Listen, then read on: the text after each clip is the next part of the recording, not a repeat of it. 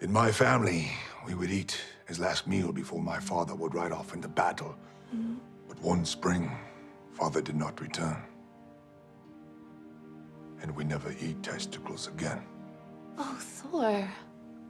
I wish I could try them. What do they taste like? Truth is, been so long, Thor not remember what they taste like. This is sad for Thor that this memory is lost. I have an idea. Sam could try them and describe them to us. Yes, Sam, please. In memory of my father, try the testicles. Jay, the ghosts are asking if you could eat some of the dish and describe it to them. Isn't that something you could do? Yeah, any person, okay? What? Women aren't allowed? That's so unfair, but also out of respect to your culture, okay? Fine.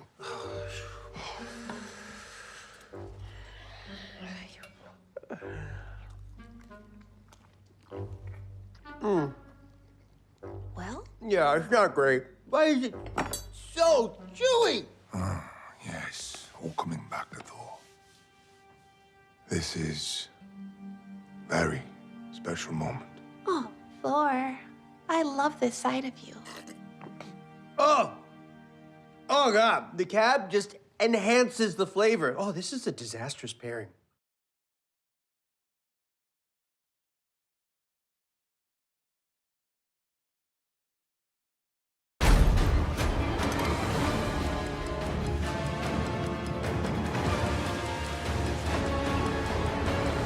I might be asking too much of you. But I don't have a choice.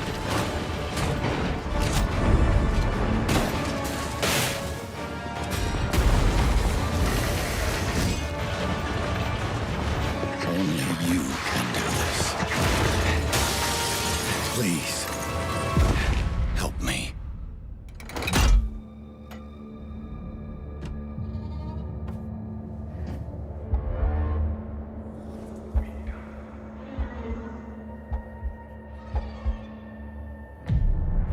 Finally, we meet, son. The stage is set. The light shines brightest in the darkest of times. All right, buddy, I'm here for you. Don't worry.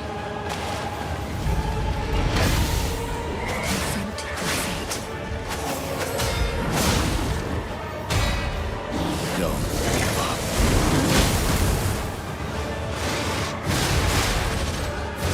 Keep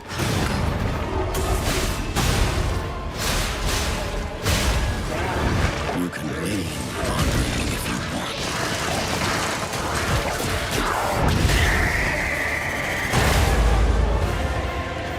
protect. Fulfill.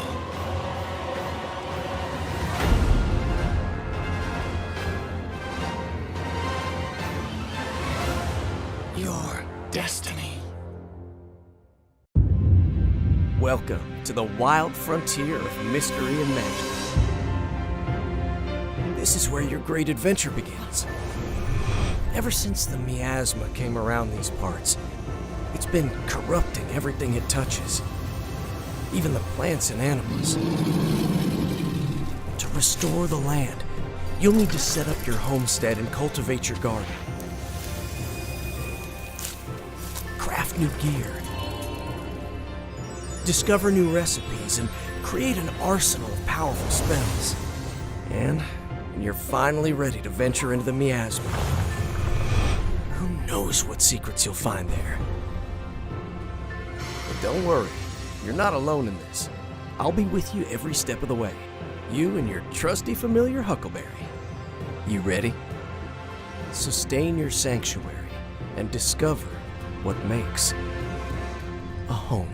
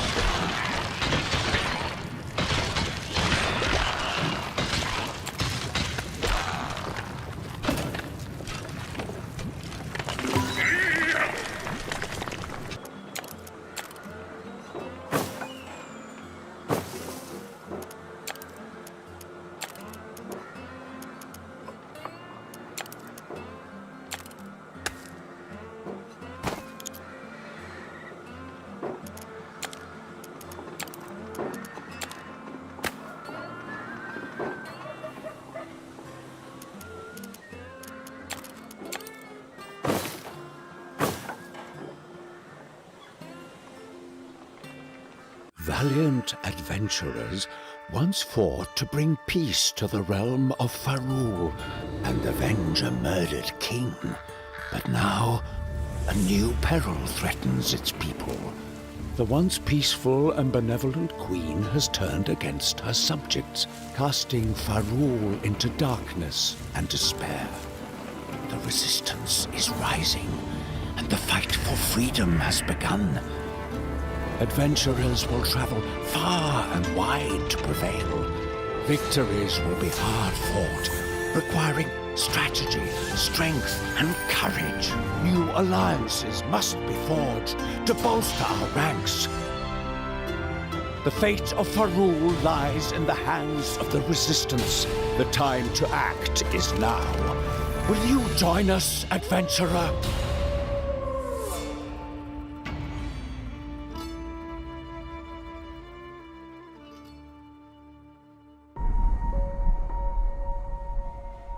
Saying goodbyes? Saying hello. You think your wife can hear you? No. Then why bother? Maybe I'm wrong. You're going to die. Maybe not. Goodbye to you, my trusted friend. A new day is dawning. New ideas, new rules, new management. We've known each other since we were 9 or 10. Who is this? The Marquis de Gramont. Challenge him to single combat. Win or lose, it's a way out. I don't sit at the table. Your family does. Please pray for me. I was the black sheep of the family. Man has to look his best when it's time to get married. Or buried. I'm going to need a gun. Goodbye, my friend, it's hard to die.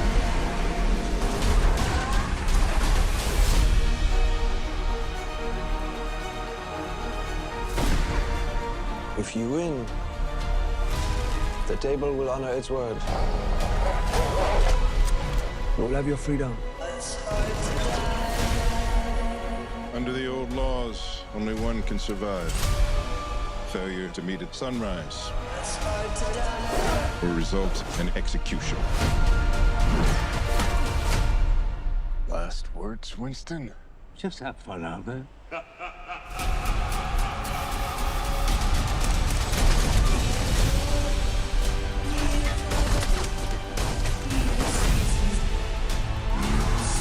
I want you to find your peace.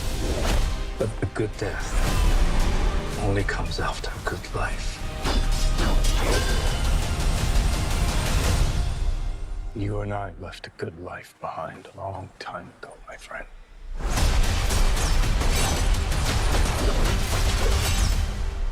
It's hard to die.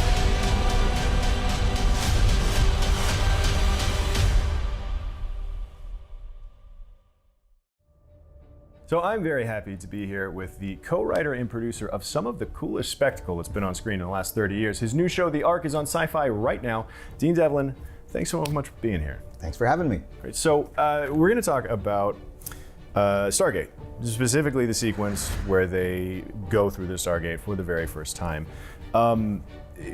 What, just as a moment in your filmography, like what is it that you can look back on? What's memorable about that particular scene, that moment for you? It's so interesting that that's the moment you've picked, because I speak a lot about that moment. It's a good moment. When I'm talking about screenwriting and filmmaking. There's an old saying about bad writing where a writer will write, "The army marches over the hill." And of course that means 5 days of shooting and 1,000 shots, and it's so much more complicated. Well, this is the mistake I had made in the script for that scene, because all I wrote was, they walk through the Stargate. That's literally all it said in the script. But as they started to do it, it became evident that all of them were bringing the uniqueness of their character to how they were reacting to the Stargate. And Kurt Russell comes in, he's very tough, and he's gonna muscle his way through, and the others are kind of nervous and worried. But when James Spader gets there, he's filled with this sense of wonder and excitement, and his life's work is built to this moment. So he walked to the Stargate and he put his hands in, and then he pulled his hands out and he looked at his hands and he looked up with this wonder, and then he went into it. And it was a magical moment. But Jeff Oken, who was our effects supervisor, was literally screaming, standing right next to me, going, I can't hold the effect that long. Tell him I can't hold the effect that long. And I'm like, shut up, because let him do his thing. We'll figure it out later. And of course, Jeff Oken is a brilliant effects supervisor, and he did figure it out later. And it became a magical moment that ended up being much more about the character than the effect. Yeah, and it's such a great like gear shifting kind of moment too, because it's a terrifying thing that they're walking towards for the first half of that sequence, and it's very tense, and even the score it's like that nails on a chalkboard kind of like base of your skull sort of score. And then he pauses, and here's this guy just kind of appreciating the beauty of what's in front of him. And this, again, the score also turns into this sweeping kind of the theme, the da, da, da, da, da, da, da. Yeah, it's this really beautiful moment before he's transported across the galaxy. And that's why you have to really give some freedom to the set. You know, there's 3 parts of filmmaking. There's the writing part, there's the shooting part, and there's the editing part. And each one has to somewhat divorce itself from the other. You know, if the shooting part becomes too religious to the script, you miss a moment like that. Right. If the editing is too religious to what you were trying to do when you shot it, you miss opportunities to create something new. So I think it was Tom Hanks who once said this, that the reason it's so hard to make a good movie is you have to make a good movie 3 times in a row. You have to write a good movie, you have to shoot a good movie, and then you have to edit one. In terms of movies that hold up from that era and movies that don't, it's the ones that sort of accentuated the practical stuff with the visual. So like, I guess the question is the liquid part of the Stargate, and like, was there any version of that was sort of pared back a little bit to account for what was available to you at the time visual effects wise, or was it all just like, no, we got to get it look like No, we always had this idea that it would be the liquid. I think the thing of it exploding outward and sucking back in came in a little bit closer to the shoot. Yeah. But every time Roland would come up with another idea of how this thing worked, our effects guy would just lose his mind. But Jeff Oken is a genius, and he always complains, but then he always pulls it off. He's brilliant. Were there any influences that you were trying to stay away from? Like, I think that I don't think you can do science fiction honestly in a vacuum, because there's been so much great science fiction work done. You're standing on the shoulders of giants, and to deny the connection is a fantasy, because there's nothing you can do where people won't feel like, oh, there's elements of this from there, or there's elements. So my feeling has always been embrace it. Embrace the history of this, because it gives you a common language. Like, for instance, the opening of the Ark, you see a room filled with sleeper pods. And if you've never seen science fiction in your life, you won't know what those are. But if you have, which I think most people will have who want to watch the show, they'll go, oh, those are like the sleeper pods in Alien, or oh, those are like the ones in Passenger, or there's a language. So I don't have to stop and educate the audience. So here's how cryogenics work, and I think it allows you to tell a story in a more fluid way when you just accept the fact that there are connections between what you're doing and what has been done before. Is this one of those moments for you, sort of like I know they're bought in if this moment gets a pop? That would have been Independence Day. Mm-hmm. The road on Stargate was very bumpy. So at the time, Roland and I didn't have an enormous amount of power, and our executive producer had a lot more power than we did. And when we did the very first test screening, it didn't go very well. And we rated, we had a very high rating in the slow area. Okay. And so afterwards, there was a big discussion. How do we fix this? How do we fix this? And my suggestion at the time was, I said, I think we've cut out too much of the character story. And so they're not invested in our characters. And our executive producer just screamed at me and said, you don't know anything about filmmaking. I make these action films. There's too much blah, blah, blah. We need more action. We need more action. So they sent us out. We shot 2 new action sequences. We cut out more character stuff. We put the new action sequences. We tested it again, and the slow rating doubled. And at this point, everybody thought we had a gigantic bomb on our hands. Now remember, this was an independent movie. We weren't at a studio at this point. And at that time, to do a $60 million independent movie was unheard of. And in fact, I think I have somewhere in my office the headline on Variety saying, biggest failure ever, ? And everybody left the picture. Literally, Roland and I went into the editing room the next day and there was no one there. Everyone was gone. Ugh. So Roland and I knew we only had a week before we had to go and record the score in England. So we worked 24 hours a day in the editing room, just taking out the stuff we didn't like that we were forced to put in, putting back all the character stuff we wanted. And then we did this new cut. But we had no idea if we'd made it better or made it worse. All we knew was our last test screening was a disaster. And then I had this weird, originally Jay Davidson was not an alien. In the film we shot, he worked for the aliens. But Jay Davidson at the time was on so many drugs and so out of his mind. I mean, literally, we had guys holding cue cards and this. And we're like, how do we, this is killing us. Our villain is not scary. And I turned to Roland and I go, he doesn't work for the aliens. He is an alien. And I was like, how are we going to do that? And I go, I don't know, his eyes will glow or something. We'll mess with his voice. Yeah. And we did. So we did all these changes, but had no idea if we'd improved the film or hurt the film. We went to England. David Arnold put on this spectacular score. It was so great. And then we flew to Canada and we mixed the film, again, having no idea. Now the film's finished. So it's getting ready to go out. And we get a call from MGM who decided to release the film. And they said, well, we want to test it one more time. And I was like, what's the point of testing it? We're finished. We can't change anything. Yeah. There's no more money to change anything. They go, well, we want to test it for marketing purposes. So now we're doing this test screening. And literally, I'm in the bathroom heaving, nervous. And then I stop and I hear heaving next to me and I realize Roland's in the next to me. And we couldn't even go inside to watch. We were so nervous. And then finally, I looked at my watch and I said, I think it's over. And we walk in and it wasn't over. It was the last scene. And it was like huge cheers in the audience. Oh, great. And the head of the studio was high-fiving us. And we're like, it worked. It worked. So we didn't know we had anything that even remotely worked until that screening. One of the other things that strikes me about this movie is that it's early 90s, coming off of Schwarzenegger and Stallone and everybody like owning the 80s and Commandos and Terminators and all of those type of things. To then have an action movie and Kurt Russell was an action star. Oh yeah. But then to have an action movie that is sort of led by this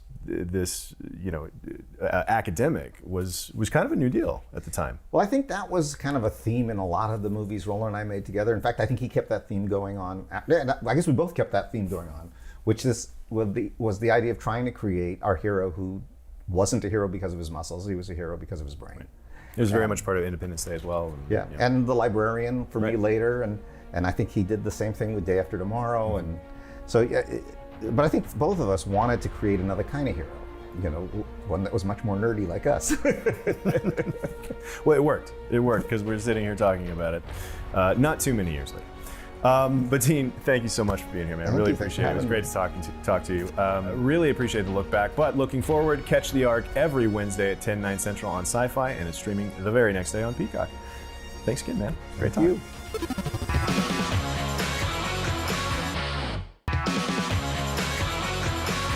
In this house, we love horror, and our guest today has quickly established himself as a filmmaker to watch in that space with his feature debut, Skinamarink. Kyle Edward Ball, thank you very much for joining us today. Thank you for having me. I am so excited to talk to you about this movie, which I should mention is available to stream on Shudder right now, and you should all go watch it if you haven't already. But I do want to talk about the limited theatrical release that you had, which really have elevated the movie's profile. You guys made over $1 million on a production budget of $15K in one weekend. I think it's safe to say that a lot of the horror diehards were a big part of that, who knew they just couldn't miss the chance to see it with an audience. How did it feel having that community come out and signal boost the hell out of this movie? It was insane. So originally when we did the contract with Shudder, before it was announced, before anything, there was talk of maybe one screening in New York and LA, maybe one in Edmonton. And then after it picked up a little bit of steam, that shifted to, maybe we'll do a Paranormal Activity one, so 12 theaters at a time. That was insane, and I didn't honestly know how well it would do. But with that being said, we made it for 15,000, so if we did $500,000, that would be considered a financial success. And then when we hit theaters, and for one of the days, it wasn't for the full weekend, but for one of the days, we actually cracked the top 10 of that day.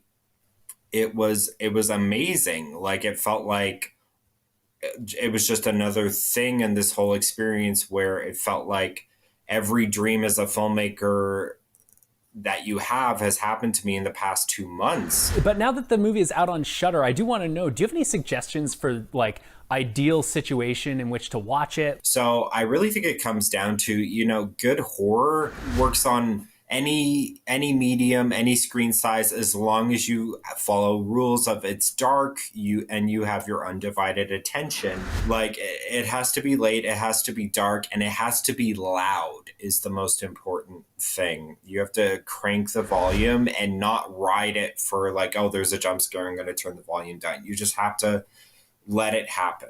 Now, we are IGN. Obviously, we love games around these parts. Were you a gamer growing up? And what influence, if any, did video games have on how you tell a story?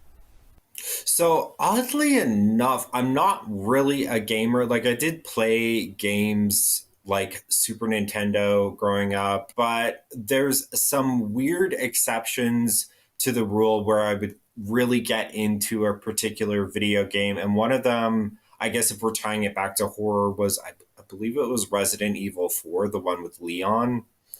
And then in a weird way, Silent Hill 2, which I've never played, had a strange influence on this movie.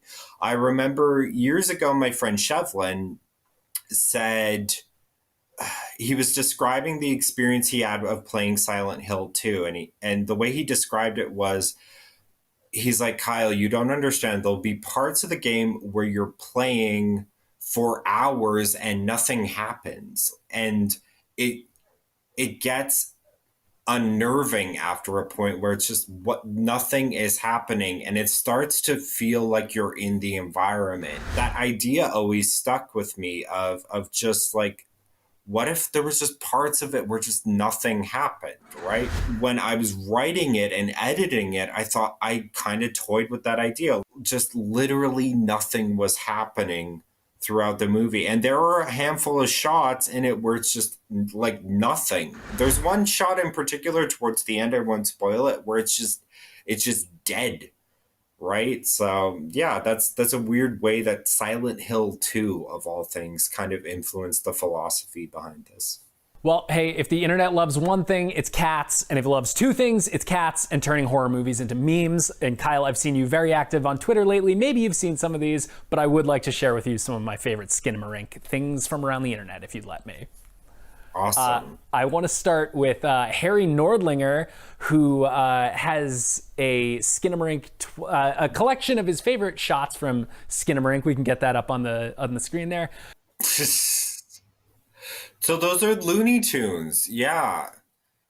I actually saw a few of these when I was editing, and I think even in particular the bottom left, and thought, oh, it's like I was doing this by accident.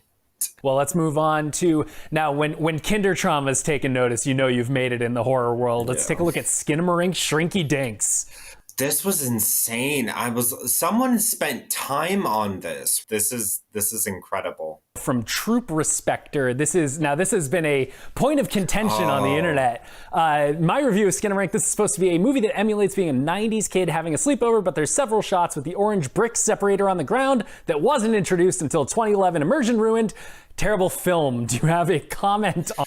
So I don't know, because I remember someone in good fun, and by the way, all these historical inaccuracies, keep them coming, because I completely understand that it's all in good fun. It's just because they're rewatching the movie and like getting immersed in it. It doesn't hurt my feelings or anything.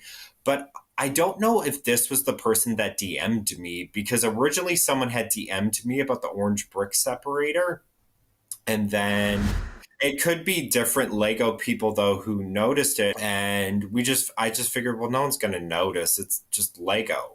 This next one is from Jen the Crow. A little 9 Inch Nails love down here. Me and my friend going to see Skinamarink for the second time. How are you tonight? You having a good time? Ready to party? Have fun? Well, that was The Last Guys. Wrong band. We're here to have a bad time. Synthesizer playing. I love that, because, you know, there's lots of The best horror movies should kind of feel like a punch to the gut, and what's more Nine Inch Nails than that? I'd like to move on to some fan questions. There are obviously a lot of questions surrounding Skinamarink, surrounding your career, Kyle, so we have a few of those here. You suck, Henry. Sorry, Henry, whoever you are. Does this movie draw from any personal, scary childhood stories? It really does a lot. Really, the more I think about it, it draws from so many billions of different things. Or even the fact that we shot it in the house I grew up in and for a bit was afraid of the basement or afraid of even just the hallway outside my bedroom. MXA Ghost would like to know, the trailer for the film is simple and scary. Why did you decide to make it that way? Was it hard to compact the movie into a short trailer?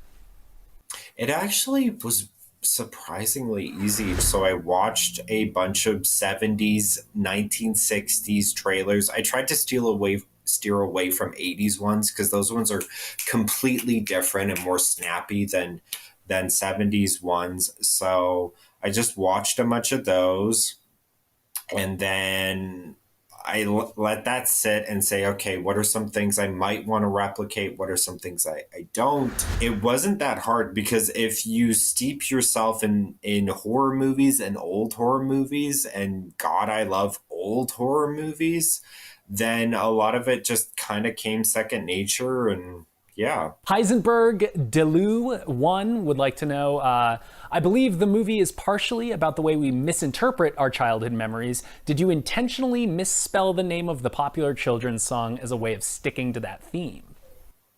So that theme is kind of in the movie itself. So the way through dreams and ideas and reiterations, like if you tell a nightmare you had to your older sister when you were a kid, it comes out different to how it feels. All that kind of stuff is in the movie.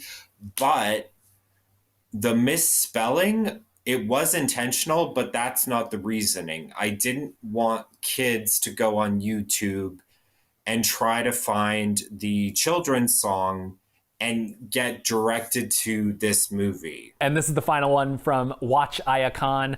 I just want to know when we can expect his next film. Do you have any ideas of when or what that would look like? I'm planning now, maybe start writing it in a few months, and then pre-production, hopefully we can start filming early 2024, and then release maybe later on in 2024, but we'll see. Hopefully my next movie will come out in 2024. Well, that is incredibly exciting for all of us that are excited for your next movie. Kyle, thank you so much for your time today. Skinamarink is streaming on Shudder right now. Do not miss it. Valiant adventurers once fought to bring peace to the realm of Farul and avenge a murdered king. But now, a new peril threatens its people. The once peaceful and benevolent queen has turned against her subjects, casting Farul into darkness and despair. The resistance is rising, and the fight for freedom has begun. Adventurers will travel far and wide to prevail. Victories will be hard fought, requiring strategy, strength, and courage. New alliances must be forged to bolster our ranks. The fate of Farul lies in the hands of the Resistance. The time to act is now. Will you join us, adventurer?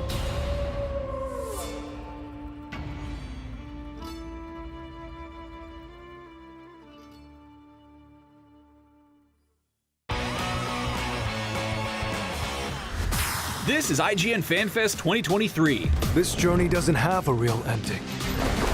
A celebration of all things gaming, movies, TV, and most importantly, you, the fans.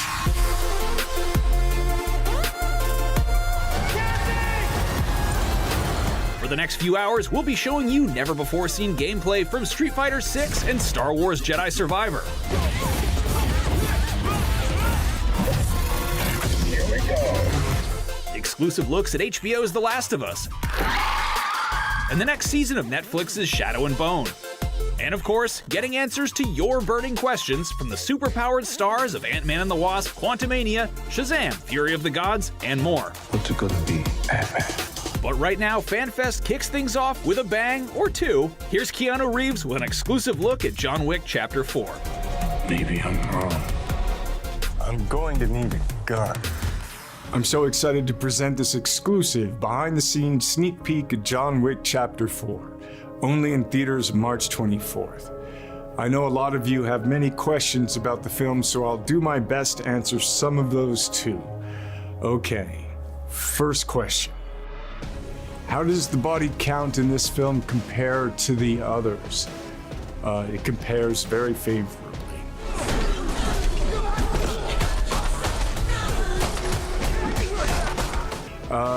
Did you have to learn any new combat techniques or skills for this one? Yes, I got to do, well, not new, but I got to do some more driving, and not just any ordinary driving. And I don't know if that's a combat technique, but it is in a John Wick film. And let's see what else. I got to do some nunchucks, learn some nunchucks, and hopefully got to the next level in some judo and jiu-jitsu. Yeah, so there's car fu, gun fu, and now sword fu. There's lots of fooling around. What was it like working with Lawrence Fishburne again? Oh man, Lawrence Fishburne is a legend. He's a beautiful man, beautiful spirit, and a remarkable artist. And it's such the relationship that he and John Wick have, the friendship, the understanding, the appreciation. I think, Lawrence is such a remarkable actor, and what he brings to the Bowery King is something extraordinary and special. And every time I get to, I don't know, we're friends personally, and so it's just really cool to get to know him and also just to act with him, because he's one of the greats. Well, I hope I answered your questions for this, and now I know I probably didn't answer your questions for this, but thank you for asking. And now please enjoy this exclusive behind-the-scenes sneak peek at John Wick Chapter 4. Thank you.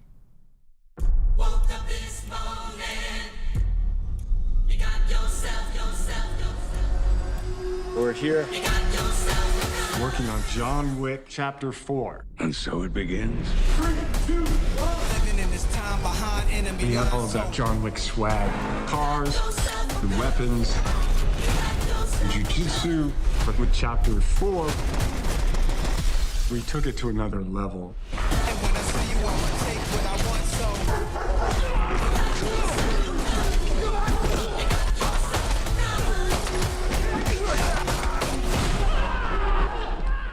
Plan is out. John Wick movies are known for Keanu Reeves doing the stunts. It's been about 12 weeks of training. It's new levels of action. Let's have nunchucks, which was challenging.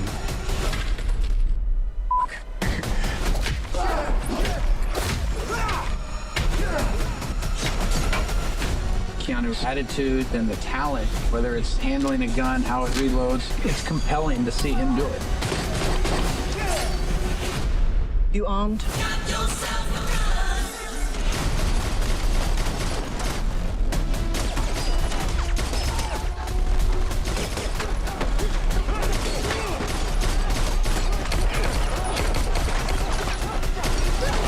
John Wick action asks just a little bit more, and you see the effort and the commitment from the team. Ian McShane is back with Lawrence Fishburne and Lance Reddick. And then we have Donnie Yen,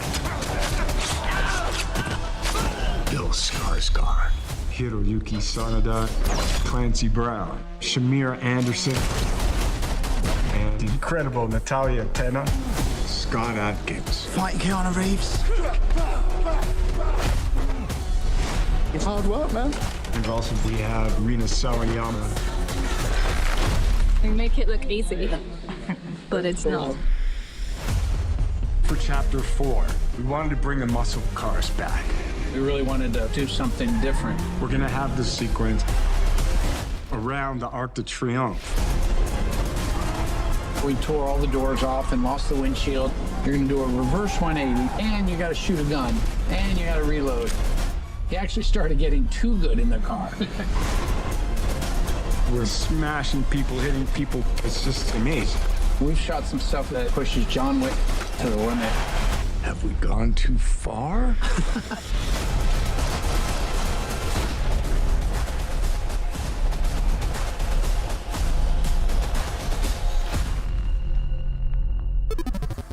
Yo, what's up, everybody? Welcome to IGN FanFest. I'm Akeem Watson, and I'm joined by Damon Hatfield and Alex Stedman. Now, for the next 3 hours, we're bringing you a non-stop celebration of the biggest names in games and entertainment, and it's all powered by you, the fans. We kick things off with Keanu Reeves and John Wick Chapter 4, but we are only getting started. FanFest 2023 is jam-packed with never-before-seen gameplay, trailers, and interviews with the people making the coolest stuff on Earth. And we've got some awesome goodies for you as a thank you for watching. All throughout the show, we'll be giving away tons of free games. Keep an eye on the chat. We'll be dropping codes in there, but they're first come, first serve, so get them while you can. Yes, now there are more chances to win game codes if you sign up for a free IGN Rewards account. And if you want free games every single month, along with other perks, subscribe to IGN Prime. We'll be showing off a ton of games during FanFest, and if you want to add any to your Steam wishlist, you'll find them all on IGN's Steam page, where you can also watch FanFest.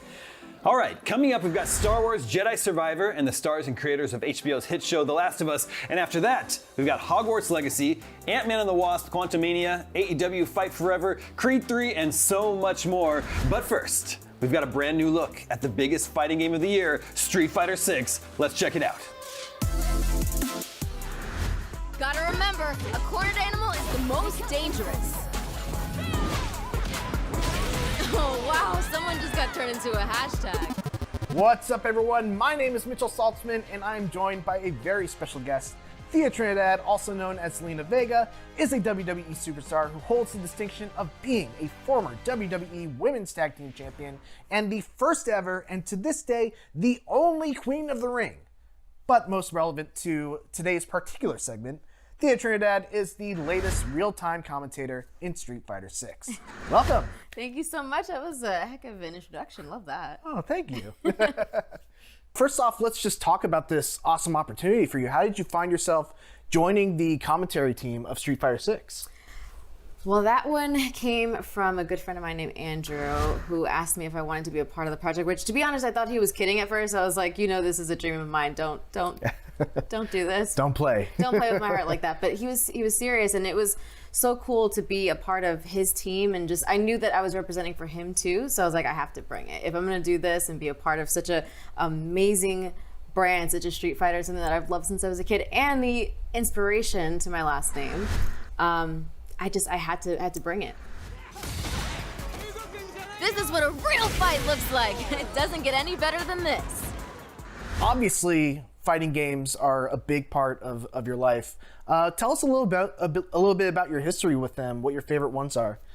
Oh my gosh, so I loved Mortal Kombat when I was a kid. Actually, my mom was the person to get me into this. So I remember one night, she put my brother and I to sleep, and where we were, it was right next to the living room, and I just heard like these noises, like fighting noises, and I was like, what is that? So I kind of peeked out and I saw my mom playing Mortal Kombat, and I was like, oh. So I went over to her and she's like, okay, you can play, just don't tell your dad. All right, come on.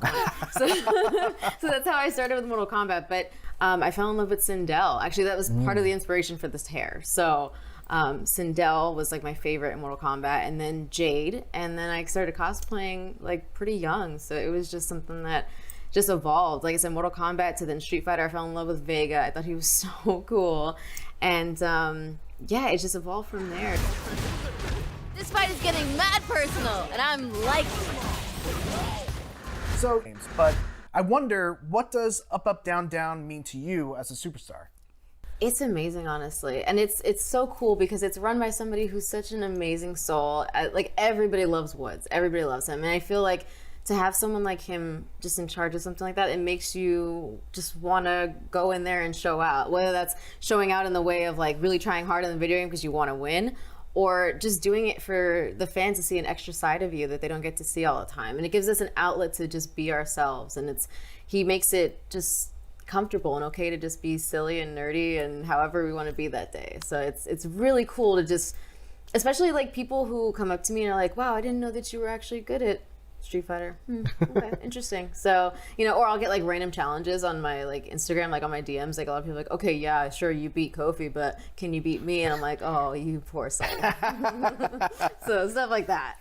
Nice. Are there any other video game franchises? I know this is a big dream of yours to be part of Street Fighter. Yes. Any other video game franchises that are on kind of that bucket list that you'd love to be a part of?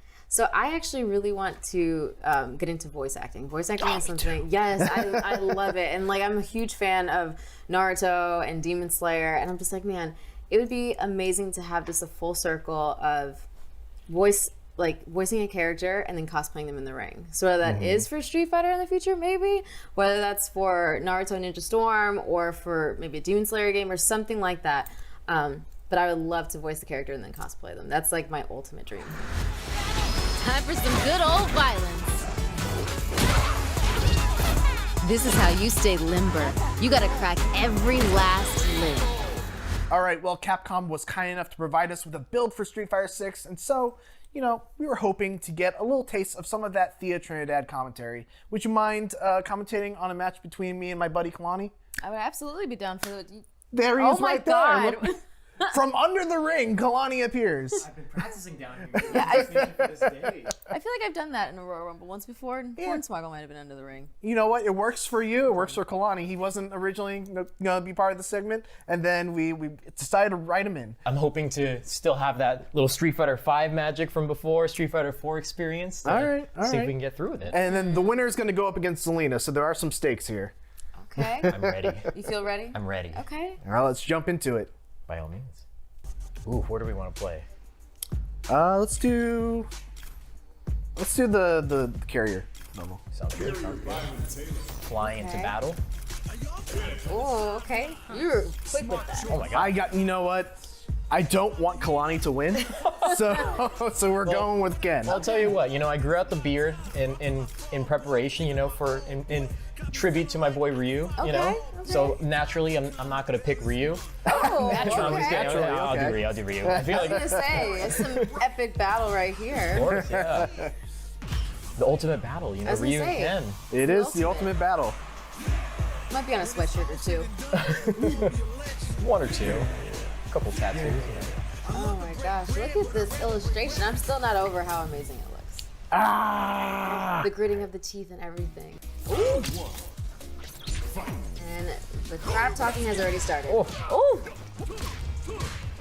no, it kind of seems like Ryu might have a little upper hand on you. No. No. Oh my God, it's getting intense. It's getting intense. It's just round one, though. Okay, it's just round one. Round one. So I feel like there's something there. What a way to start it off. The audacity.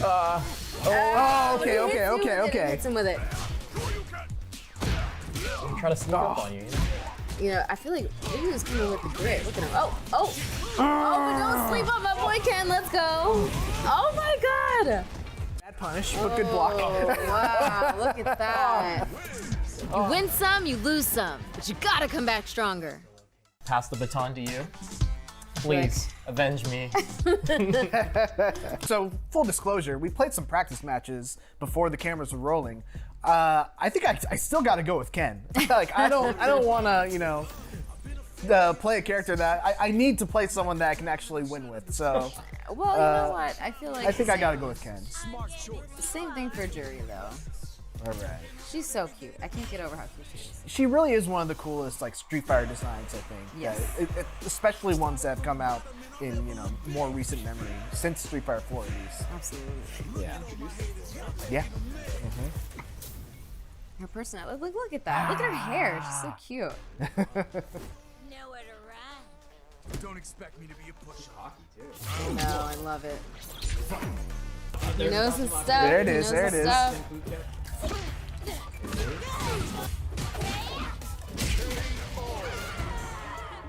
All right, it's just round one. It's just round one. You see Guile? Yeah, I think you can see Guile there in the back.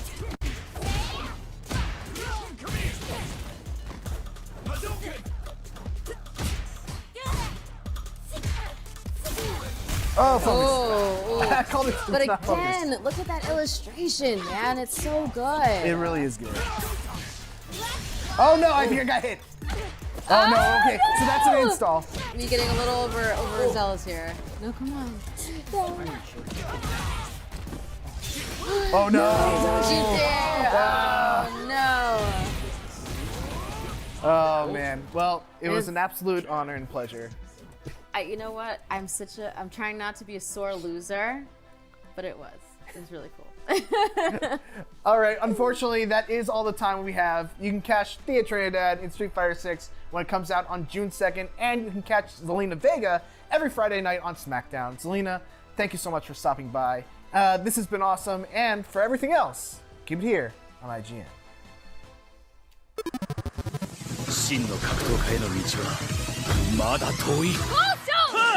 Hi IGN FanFest, my name is Kyung Kim from Crunchyroll Games. We are the publishers bringing Street Fighter Duel, the first mobile RPG of the series, to the United States, Canada, Europe, and the Middle East, and more.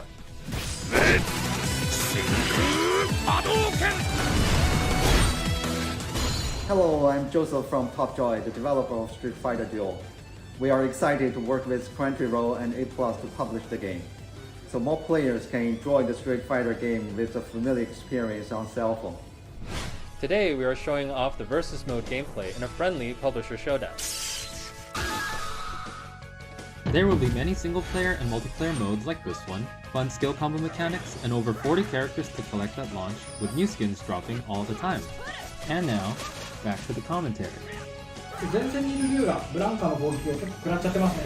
で、真空波動拳、いわゆるソニックで追い打ちしていきます。そして、竜がやられてベガが登場。だからサイコパワーを身にまとって相手を追い詰めます。交渉が出てますね。さあ、派手な必殺技が飛び交っています。記録の攻防、そしてここでブランカとチンジの体力も残りわずか。そしてソニックとエールセージが相手を画面端に追い詰め、ダブルサマー決まった。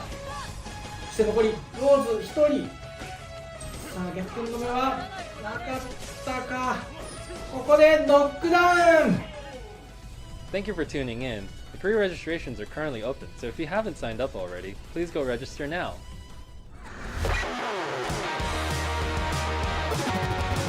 IGN FanFest is brought to you by PlayStation 5, bringing you the extraordinary.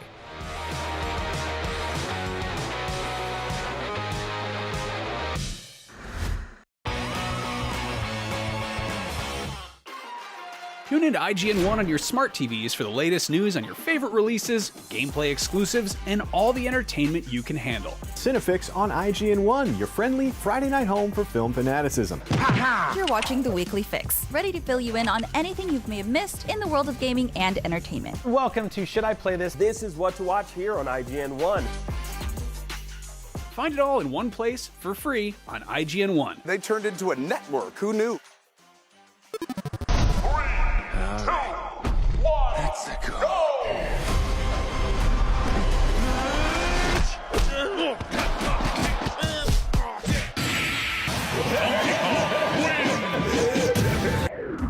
Wow, I can't wait to see Seth Rogen as Donkey Kong. And there's tons more where that came from, so follow IGN on all social channels. We got video game previews, we got celebrity moments, and so much more. So come on, follow IGN. Whoa!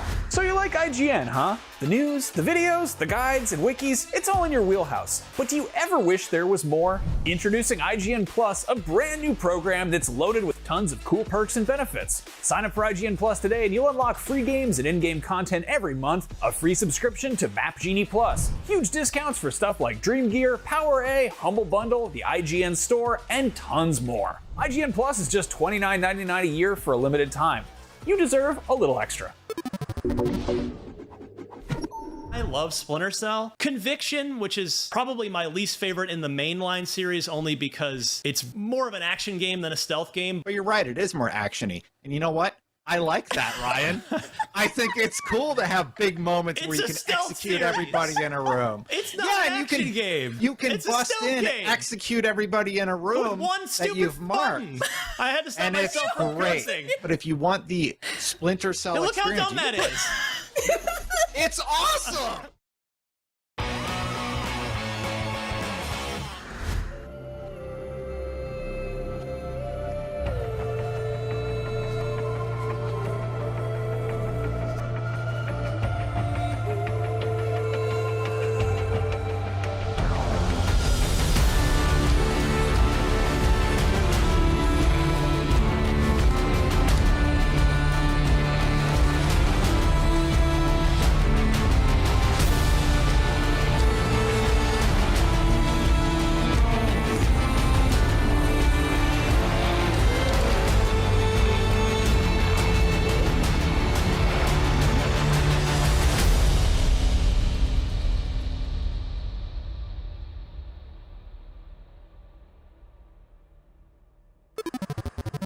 That was Valheim, coming soon to Xbox. Up next, Jedi Fallen Order showed players a dark period of Star Wars history, but ushered in a bright new era of Star Wars gaming. And this April, Cal Kestis is back in Star Wars Jedi Survivor. Let's check it out.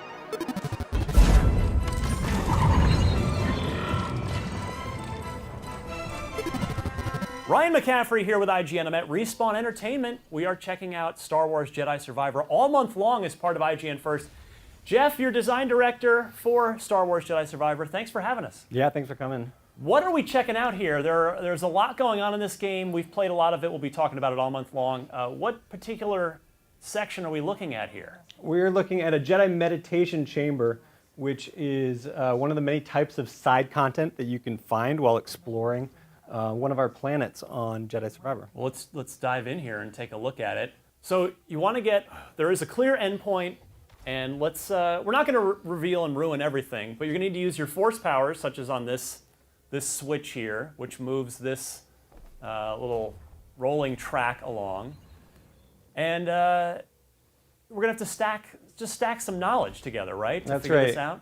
Yeah, there's multiple things you can interact with the force in here. There's these batteries that you can plug in, and they create these bridges that allow you to traverse like large expanses of this area.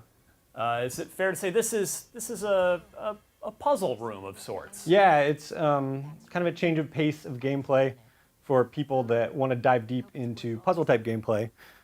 We've got some puzzles along the main path as well, but for the people who really like puzzles and want to get some more of it, we've got meditation chambers for them. And are these all optional, or is this we're looking at the first one in the game? This is actually the first optional one. There is one on Critical Path. Got it.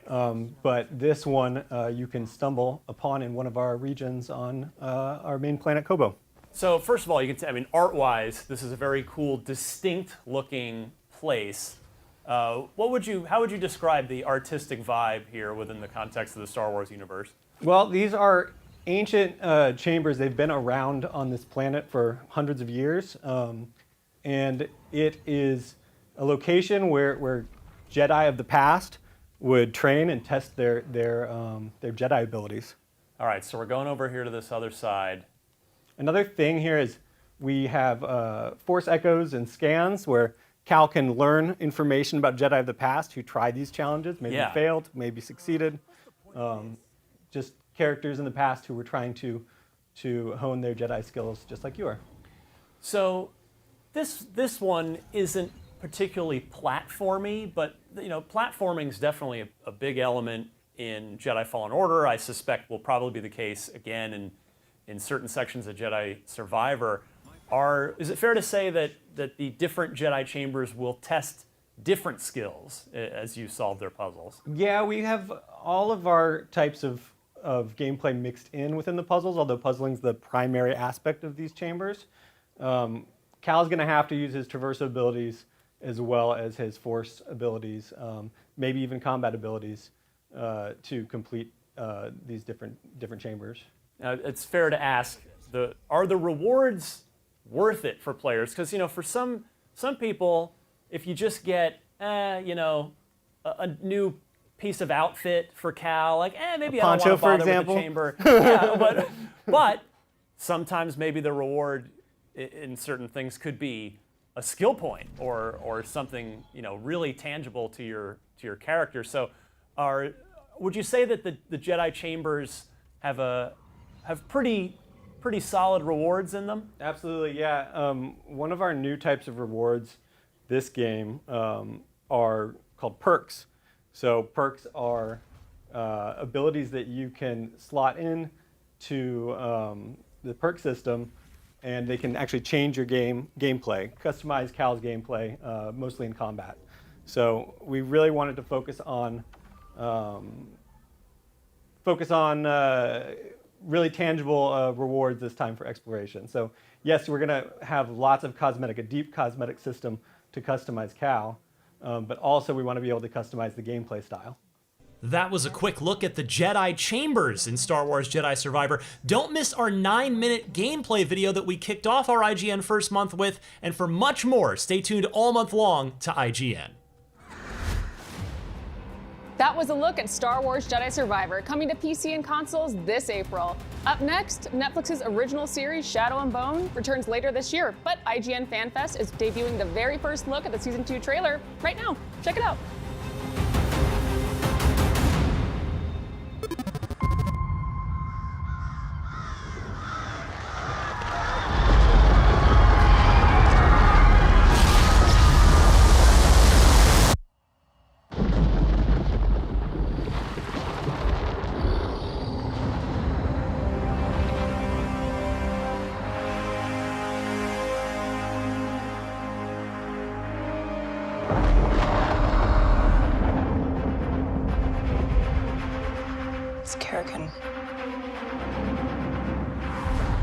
The Darkling has created an unkillable army made of shadow. Kerrigan damned this country into darkness. I have to destroy him. So good. You are Relena Starkov. Will you help us tear down the fold? Well, you couldn't do it with one amplifier. I need the power of all three. We must find Firebird and the Sea Whip. Take their power. Finish what you've started. You with me? Always. Adventure. Danger. Now you're speaking my language. What nightmare have we gotten ourselves into? I didn't realize you were patriots. Well, if you die, we don't get paid.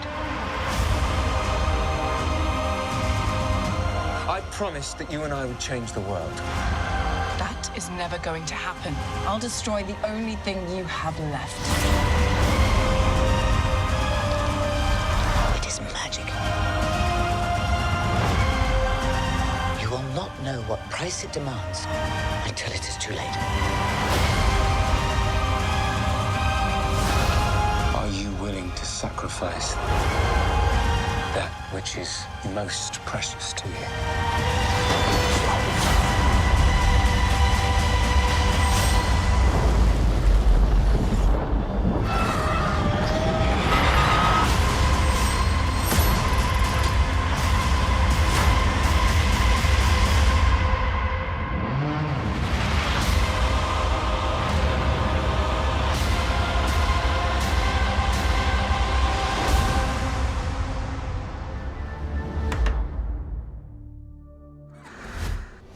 Wow, you just saw Netflix's Shadow and Bone, but right now we're checking in from the quantum realm. As you can clearly see, we got like some top-notch, graphics here with Marvel's smallest superhero, who is also the star of the biggest MCU movie of the year, Ant-Man and the Wasp: Quantumania.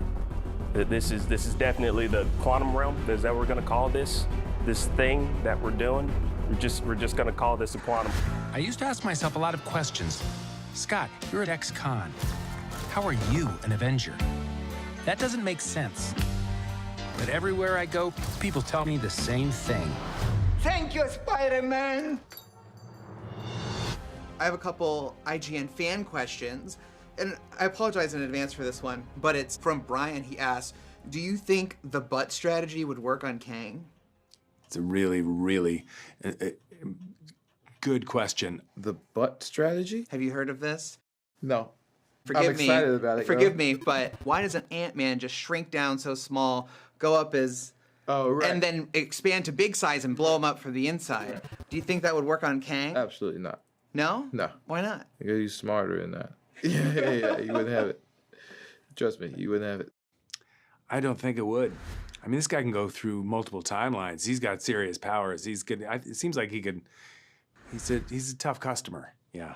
What was it like to play a different version of Kang compared to He Who Remains, and how does Kang as a character differ from other past MCU villains? Well, it's very similar to Scott Lang. They're both regular old guys. They just decided to do things quite differently. I became King the Conqueror. He became Ant-Man. All these characters have human qualities. It's all said and done. They are flesh and blood, human beings. It's that human being spirit that makes Kang quite different. You're an Avenger. Have I killed you before? What was the best part of working on the Ant-Man films? I mean, to me, the best part of working on the Ant-Man films, which we've been doing for 8 or 9 years now, right, is this group of actors and taking the same actors through these 3 movies, expanding the cast through these 3 movies, and it is like a family, and now it's an extended family, and that includes Kang. Like, we've all been working together and telling this saga of this generational saga of this family of superheroes. That's been really rewarding.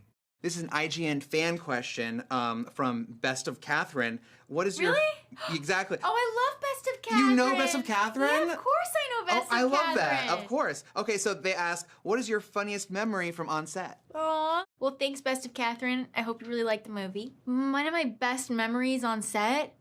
Oh, I got this one time when I got to be stature, like when I got really, really big, and I did like a football scream, like as if I just won a touchdown, and I felt so dumb, and then I felt awesome. Oh boy, funniest.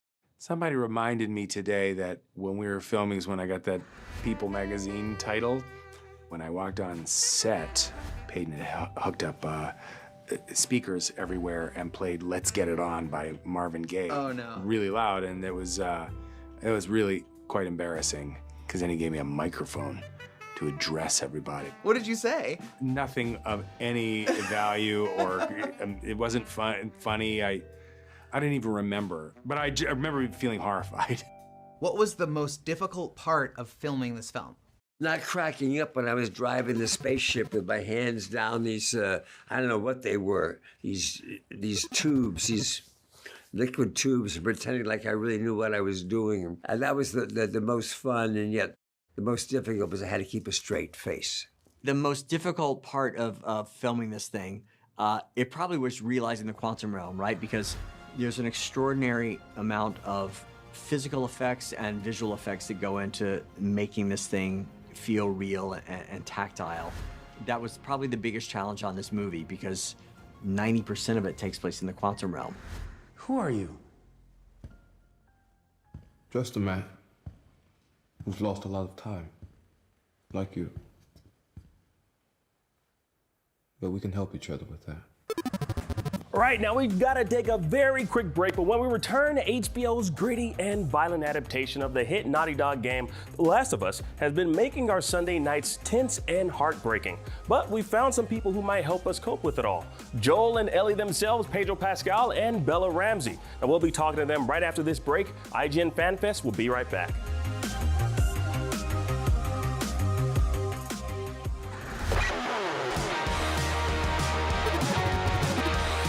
IGN FanFest is presented by TikTok. Share your favorite games and all the ways you play this February on TikTok using #Let'sPlay.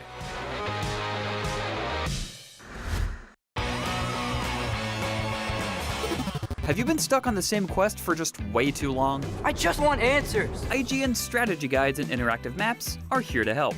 IGN guides are trusted by millions, easy to use, and of course, free. You can even track your progress with handy checklists if you go for 100% just like we do. We're gonna be going over some sensitive material.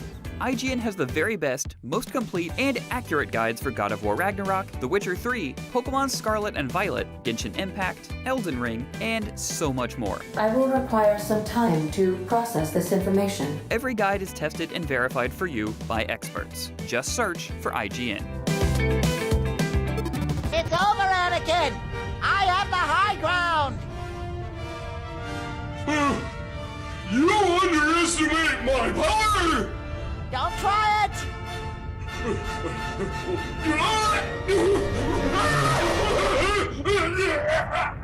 Ow! What the? And that's why we don't play in lava. You were the chosen one!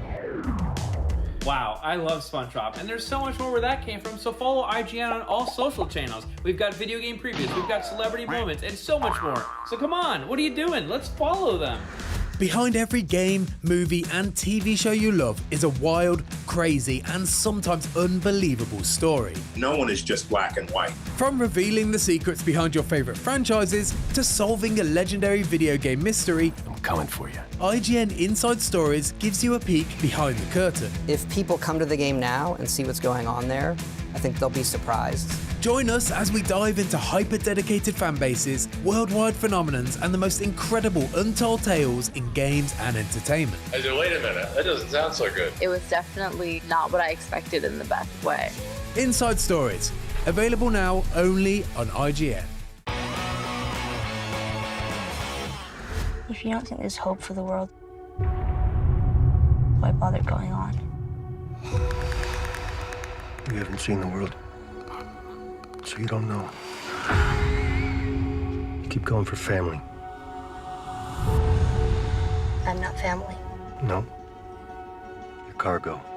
HBO's The Last of Us is a smash hit and one of the best shows on TV right now, and a big part of that is thanks to the stars of the show. Ladies and gentlemen, Joel and Ellie themselves, Pedro Pascal and Bella Ramsey. Welcome, thank you for joining us. The big finale of episode 5 is extremely bleak, but leading up to that, there's the incredible sort of Kansas City set piece. You've got snipers, you've got monsters, you've got trucks flipping over, you've got explosions. What was it like filming that sequence? How long did it take? What was the general sort of vibe like making that?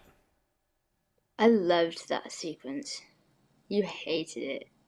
Hit it, Bella. Well, it was 3 weeks of nights in the end, in Calgary. And the nights were actually, when did we shoot this? In like the spring? So the nights weren't even that long. They felt long, but they weren't that long. And it was epic. I think that's the good word for it. They were long enough. Right. You barely did any. You did like I know. Yeah, Bella, you're like running around and dodging stuff, and Pedro, you're kind of just like sitting pretty up top. I'm like perched up on the. That's right, perched up in the window and being like, this is taking so long. You're just sniping in a chair, yeah. Like that's that's. There was no chair. There was no chair. No. Oh, it's very uncomfortable. I was on my knees. I mean, those are preposterous working conditions. Obviously. Correct. But Bella, you're like, there's a sequence there where you're in a car and you're jumping over the seats and you're hiding under things, and there's a truck falls into a sinkhole full of monsters, and it's pure chaos. So you had to film this at night. There's fire everywhere. Was this stressful, or you said it was just fun? You're just having a great time the whole time. That's awesome. Yeah, I mean, it was incredibly stressful, but like in a way that felt amazing.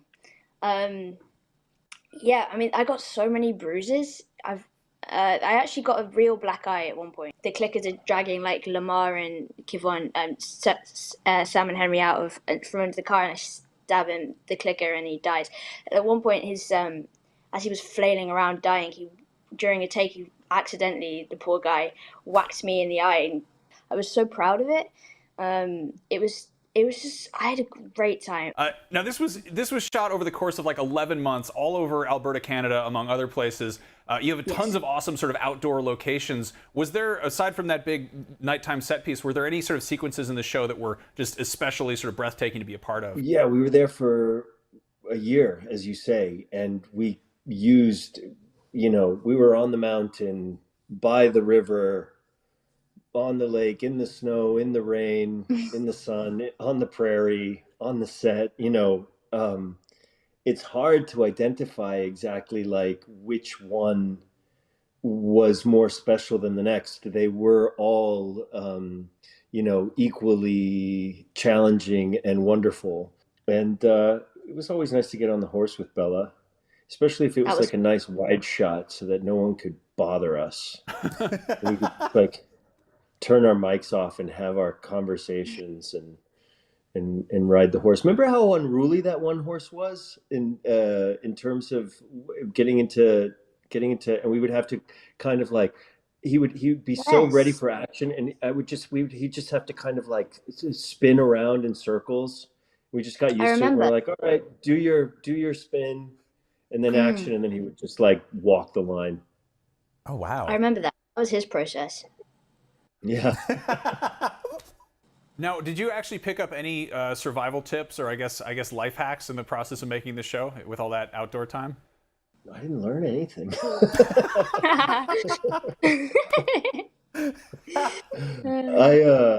I refused to learn a thing. I learned that I wouldn't make it. So as the season kind of unfolds, both of you really warm up to each other, and in fact almost exchange roles of caretaker here and there. How did you sort of develop that between the two of you? Because there's a lot of obviously like hesitance early on where you're keeping your distance and you're like, I don't really trust this person. But as a viewer, you really do pick up after a while, like you're developing a bond there. Was that something that came kind of naturally in making the show?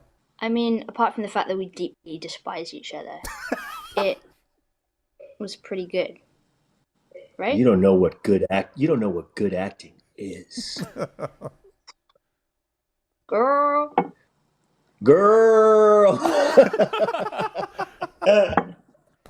Okay, so speaking of HBO, you're both Game of Thrones alums, but you kind of passed like ships in the night. How would your characters from that show, how would Lyanna and Oberyn compare on a road trip through an unforgiving wasteland if they were stuck together? Like, how would that dynamic differ compared to Joel and Ellie? I'll answer this question since she never watched the damn show. And,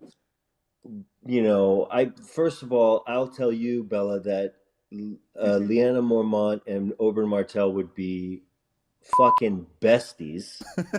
Really? Good. Oh, with your completely. Swishy cape. Exactly. Exactly. I'd be twirling my cape around, and you'd be just like, oh, God, I love him. Right.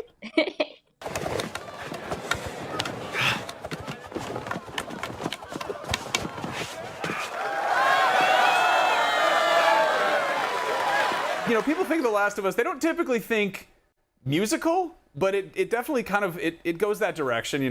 No spoilers, but there are Joel and Ellie both perform songs in the second game, and they're sort of kind of allude to that in the season here. In the audition process, did you have to sing? Bella, you're quite musical, and Pedro, you regularly break out in song in interviews from what I've seen. If I had to sing a song for my audition, I would not be sitting here today. What would you have sang that would have made it so specifically you wouldn't have gotten the job? I guess if I had to choose a song, it would have been La Bamba.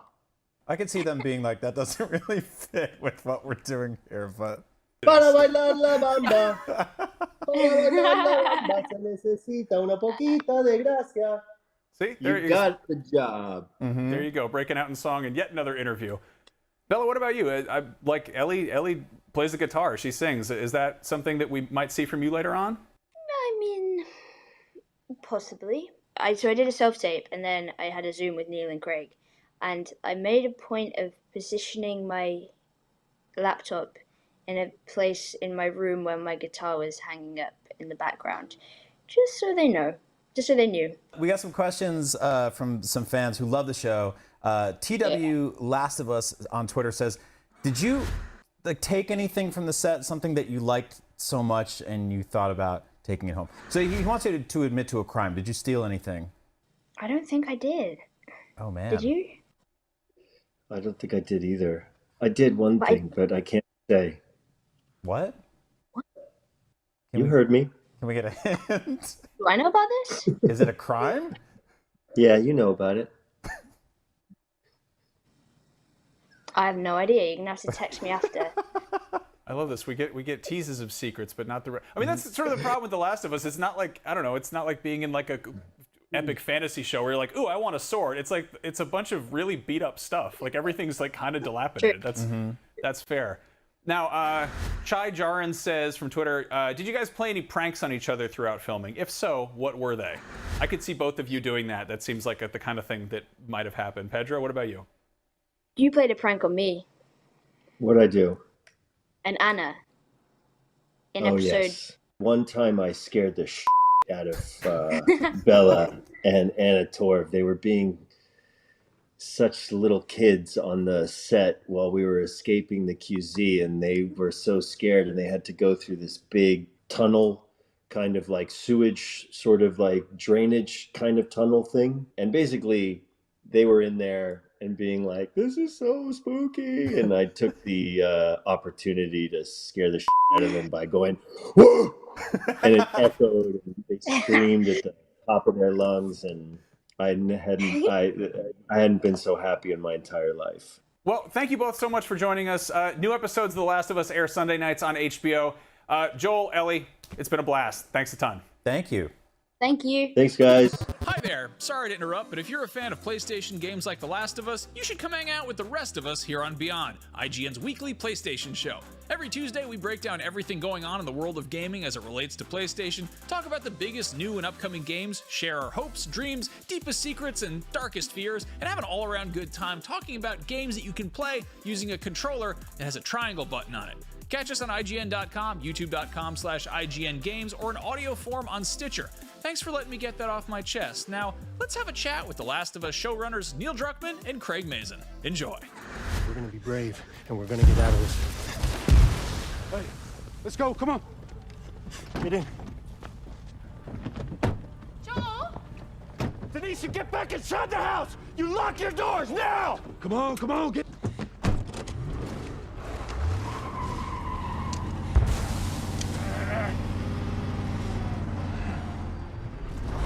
Get your seatbelt on. Hold on.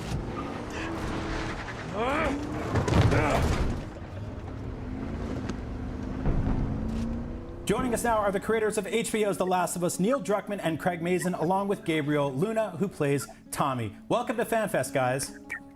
Great to be here. Hey. Thanks for joining us. Yeah. Now, not to get too political right off the bat, but The Last of Us is all about mushrooms ruining everything, and I want to know what pizza topping would make for an even worse apocalypse. I mean, pineapple, right?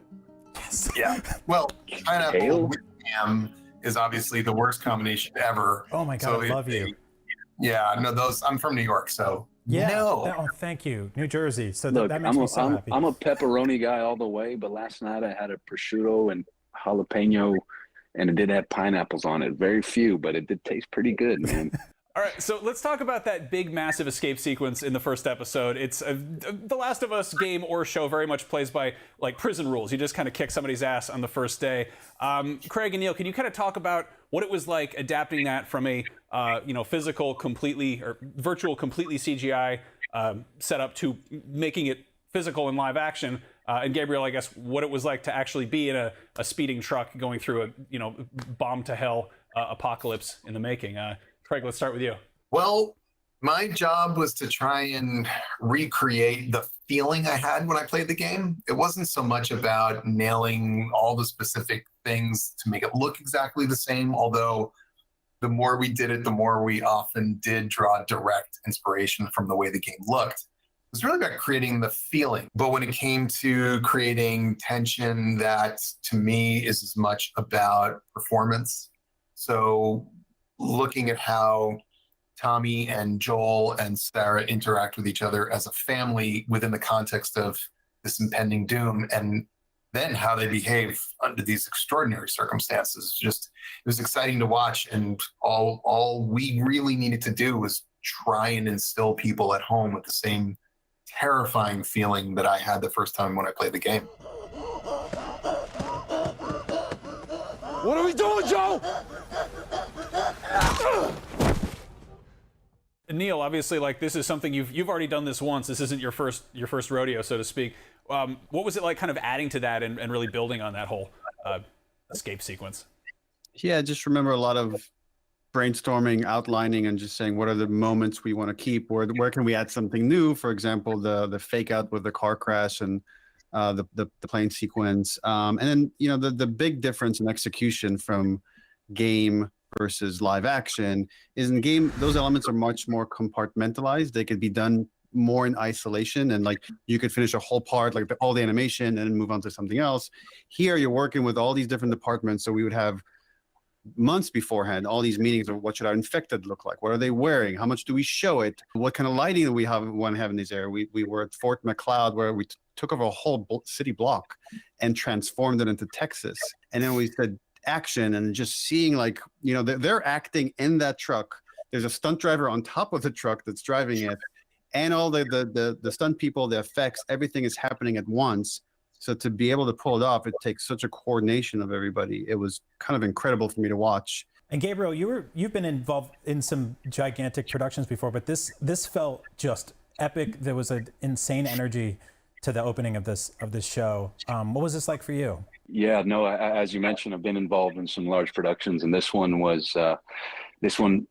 kind of topped them all in the sense that the everything was tangible. It was, you could see, smell, touch, taste, hear, everything was there. We spent a lot of time building these small stories, these little vignettes. I know Craig and Neil were just going mad trying to, not only having written this story, and that's with our protagonist, that we're following with our protagonist, but all of this multitude of other small stories being told. We asked Bella and Pedro if they stole anything from set, and they both said no, although they could have been lying.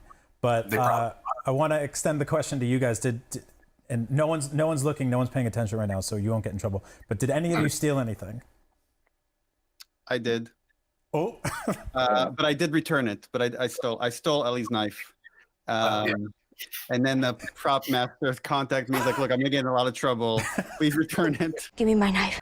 So I returned it, but he's gonna send it to me again. So I asked for two things. I asked for Joel's watch and Ellie's knife. So I'm still hopeful at some point I'm gonna get those. Now, one of the decisions in the show was to sort of switch out the spores, which made sense, again, with the gameplay. There was, gas masks and stuff like that, for tendrils, which, as like a huge horror fan, I absolutely loved. Just visually, I'd like to hear about how that art direction kind of came together. We're in a genre that there's so many stories out there that one of the smart things Craig said very early on that I immediately latched onto was like, what else can we do to separate ourselves?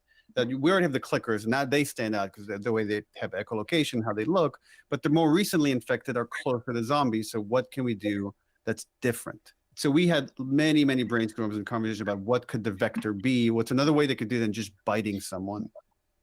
And that's where eventually we looked at some concept art, whether you see like some tendril-like things growing under people's skins, and came up with this concept of like, oh, it's not about them being violent necessarily. It's about them wanting to transfer the cordyceps from one host to another. And then the biting is about creating an opening where one didn't exist, so they can insert these awful tendrils into you. Yeah, this came out of also an early conversation that I had with a mycologist who is an expert on fungus. And what she was telling me was that there's something called mycelium. Those are these really thin filaments, these strands of fungus. And that is, in fact, what kind of goes through your veins, your circulatory system, and makes its way to your brain. And this is exactly how, for instance, cordyceps infects ants. And this was something that I don't think I'd ever seen before, at least not quite like this. I found it to be a beautiful example of invisible VFX when you first see them. These filaments that Craig describes, the lighting, the way it hits it through the window, and the realism and the movement, and it was really exciting. It looked as physically real as something that subtle could, Did any of you pick up any I guess any survival tips or life hacks, whether for it's like an actual wilderness or just everyday life. Any like tips? Any like around the house suggestions, Craig? Oh, I mean, I always tell people that if this happens and there's a fungal pandemic sweeping through the United States, I'm done, guys. I don't even think I'll make it out of my house. I had that exact experience, Craig, when Neil sent me the remake, the PS5 remake.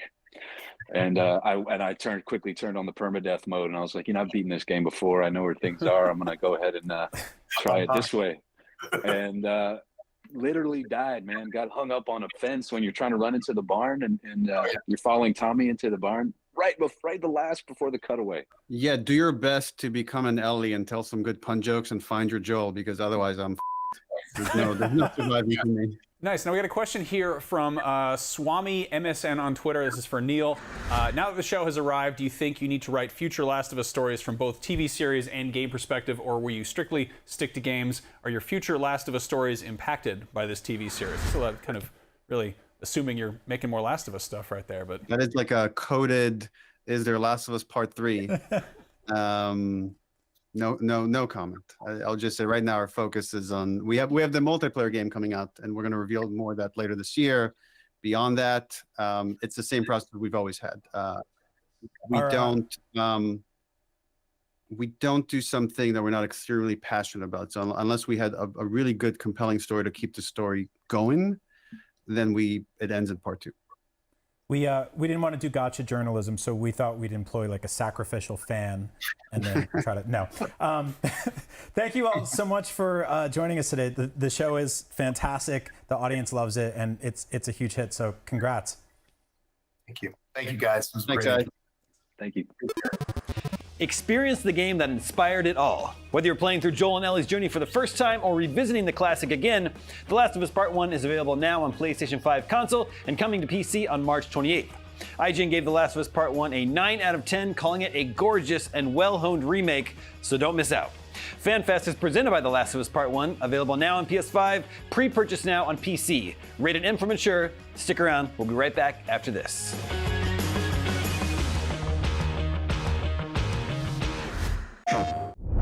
Here's how this thing's gonna play out. You do what I say, when I say it. I can handle myself. It's called luck, and it is gonna run out.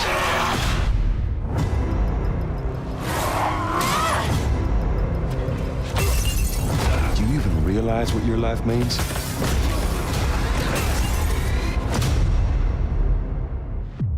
Rated M for mature. PlayStation.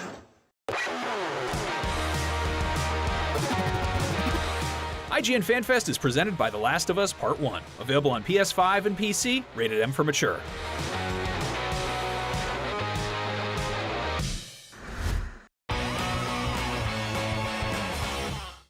The average Cinefix movie list features nearly 100 different films and approximately 25 minutes worth of wall-to-wall deep dive analysis. To simulate that pace for this 30-second ad, we're featuring 26 different films, and before you say it, no, that math does not check out. We're not math people, we're movie people. We can't even count down from 10 without ending up at, like, 96. Subscribe to IGN Movies and TV for more Cinefix movie lists. Bad at math, great at movies.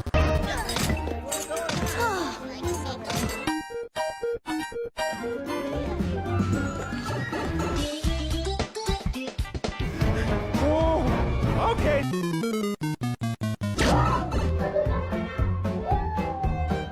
Oh, wow.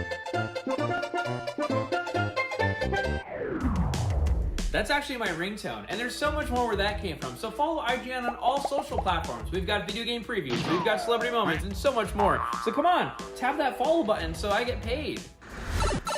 The IGN Game of the Year for 2022 is Elden Ring, but I want to go ahead and talk about the IGN Game of the Year for 2023, which is, of course, Tears of the Kingdom. Now, you might be saying to yourself, Seth, Tears of the Kingdom doesn't come out for another 5 months. Well, I don't have to listen to you because you're not my dad. Tears of the Kingdom earned its title as IGN's 2023 Game of the Year basically the moment its 2023 release date was finalized. Mr. Miyamoto, are we going to get a new Mario game next year? Oh, he's nodding yes!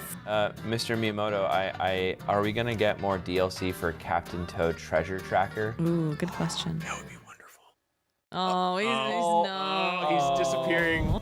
Don't miss out on the chaos. Every Thursday, we get together to talk about all things Nintendo. Tune in and be part of the NBC family. You're watching IGN FanFest 2023, a 2-day-long celebration of gaming and entertainment. If you missed any of the interviews so far, you can catch the highlights over on IGN's TikTok. That's right, and coming up, we've got a solid hour-long block of DC superhero-centric interviews and trailers, including Shazam! Fury of the Gods and Batman: The Doom That Came to Gotham. And still to come is Creed 3, but right now we've got an exclusive trailer for the upcoming sci-fi game, The Invincible. Check it out.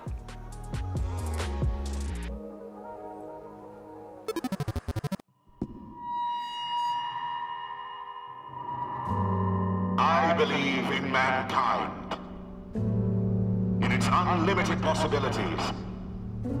I believe in man, in its unwavering position on the top of the evolutionary pyramid.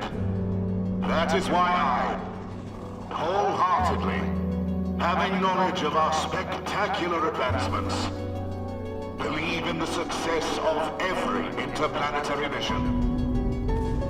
They say per aspera ad astra, through hardship to the stars. And I add, because between the stars is our place. Enough of this nonsense. I don't want to fight anymore. I don't want to fight anymore. All right, Yasna. Have it your way. You did everything you could.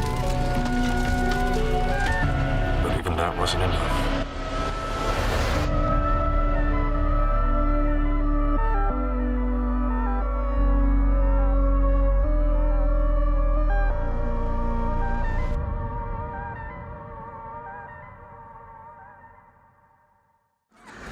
Now, if you've ever wanted to watch Helen Mirren and Lucy Liu beat the crap out of a teenage boy trapped in an adult man's body, seek some help. But more importantly, you're probably pretty excited for Shazam! Fury of the Gods. Now, to hold you over until it hits theaters, we talked with the cast about what we can expect from the superhero sequel.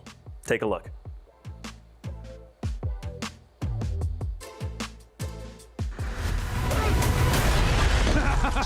I just threw a truck at a dragon.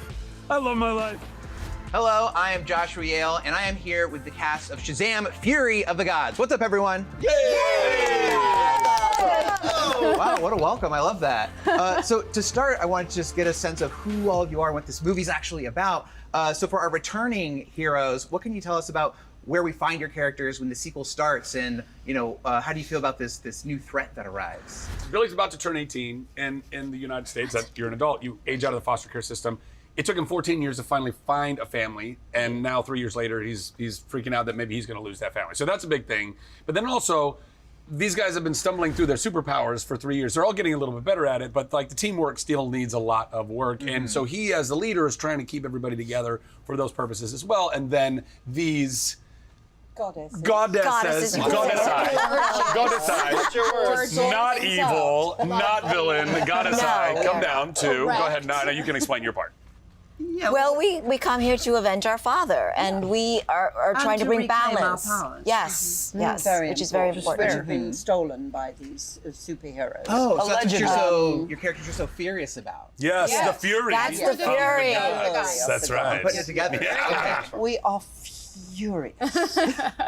We're a little peeved. So what are your characters' names, these new goddesses? Like, what are their names? Like, what do they do? My name is Hespera, and I have two sisters. Calypso. And Anthea. Mm-hmm. Yeah, what threat do they pose? Like, what kind of powers do they have? Well, can you imagine gods coming down to Earth and with all of their strength and all of their power, and angry, as I say, angry, wanting to reclaim the powers that were stolen from them, so they can cause absolute havoc, and they do. Mm. To give you specifics would be spoilers. Well, there's certainly a lot of havoc Listen, in the trailer. we break a couple, 2-3 things. Yeah. 2-3 2-3 things we Put break. it on my That's tab. it. Invoice us. Yeah. And what's Freddy up to in the sequel? Freddy is, well, as you'd imagine, I think that he's still kind of a aloof little goof. But he's kind of, developing or trying to develop a social set of ammunition. But also, he's still very much obsessed with his superhero aspect and is very obsessed with it and wants to harness those powers. But I don't know if he's doing it in the right way. So he's still got some lessons to learn, some mistakes to make in order to grow. And don't we all? Don't we all? Well said. Thank you. Yeah, Thank you, guys. I was really nervous for that. Come on. Thank you. I'm proud of you. Just think of aloof goof. I do that. Yeah, he does that. He's like a rapper. Sometimes it works out really well. Sometimes it gets me into big trouble. So the IGN community is very excited for this. I have some fan questions I wanted to ask you. This one's from Wrighton, and he says, what's your favorite part of working on a DC movie? I think you're kind of living every kid's dream. Yeah. We're living our own dreams, but also we're part of a world of escapism that a lot of people immerse themselves into to escape reality. And so getting to put on the suits and getting to really just go to set and play both with each other and just on a set with a bunch of magic. It's an incredible thing. You know the kind of production it is, the size of the production, the kind of effort that's put into the production that probably does come out of the DC sort of world because people enjoy it so much. That's an amazing thing to sort of be a part of. And I would also add that it's a very exciting time, I think, right now, because we made a really good first effort in Shazam, and I think. And I know I'm biased. I don't know how much more biased you can be if you're the titular character, but this second movie is even better than the first movie. It is, objectively, I think it is. I think so. And I think that's really exciting. I think it's really exciting to be able to provide fans something like that, because a lot of times sequels, though they try as they might, they end up losing the essence of what made the first one special, and we did not do that. We maintained protecting that nugget of humor and heart and charm and everything that made the first one special. And we're able to get some more money in the budget this time, and then produce around that and make it, bigger and better, but not different in a way that loses touch with that. Yeah, like The Godfather 2. Yeah, like The Godfather 2, like Empire Strikes Back, or any other great sequel. But then even beyond that, though, I would say though that knowing that we've been able to make something that's really special, and knowing that our producer boss Peter Safran and James Gunn are now our new bosses, and they're wonderful and talented, and I think we get to be a really special part of the DC universe moving forward. That's all really cool. So, kudos to all of it. Yeah. That's awesome. Tom wants to know, who are your favorite superheroes growing up? Ash? Superman. Yeah. I grew up idolizing Superman ever since I was little. Yeah. Rachel? I was a Batman kid and an Iron Man kid. Ooh. I had the best of both worlds. Does it make sense?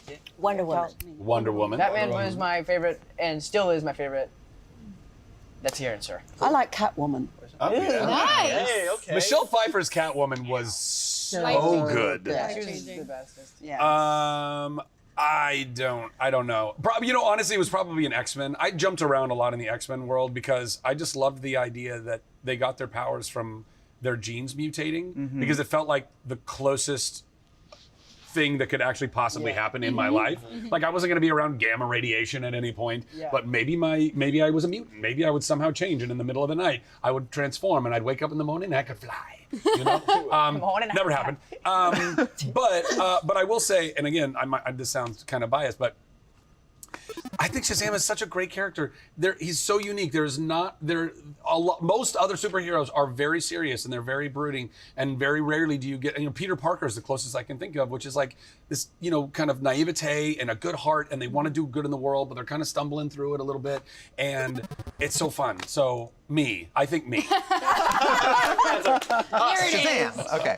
So the last question I have for y'all is another fan question from Adam, who asks, what is everyone's favorite memory from working on this movie? I have a good one, really good one. I'd love to share this one. Get it. I remember one time Helen got me in big bad trouble with the AD because I asked the RAD, great guy, Casey, and I'm very sorry again for doing that. But I asked him, I said, so we were on a platform about 6 or 7 feet above the ground, but there were mats surrounding it, and I said, hey, will you be mad at me if when we're done shooting this, I jump off and jump on the mat, because it just looks really fun, and I'm very... Are you going to blame me for that? That was your own doing. I asked about it, but Helen told me, yeah, you should totally do it, and I was actually... Well, I'll say this, I was on the fence about it until you said, oh my God, totally do it. And so I said, that I have to do it. And I did it, and I got so chewed out. But not by her. She was laughing her ass off, and I felt so good about myself. It made up for the fact that I have to say it was the best moment in the whole movie for me.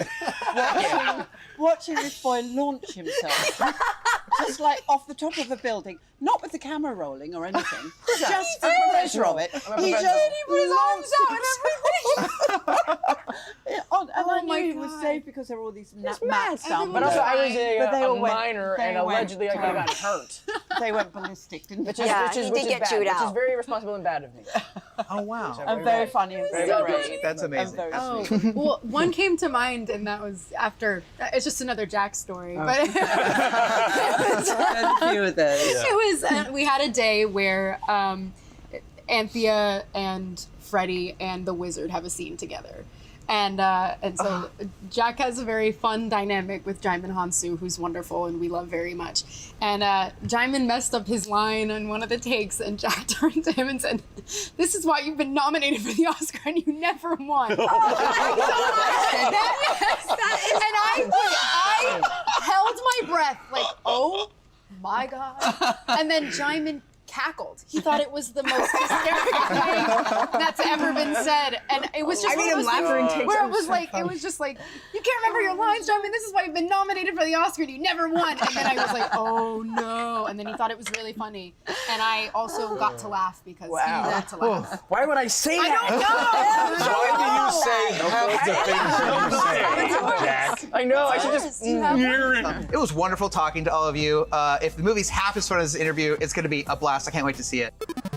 The DC Elseworlds graphic novel, The Doom That Came to Gotham, had Batman facing Lovecraftian eldritch horrors in the Roaring '20s. And this year, it's being turned into a moving picture. And not only is it a talkie, it's in full color. If you don't think that's the cat's pajamas, well, you don't know your onions. Hop on the trolley, old sport. Get out of here.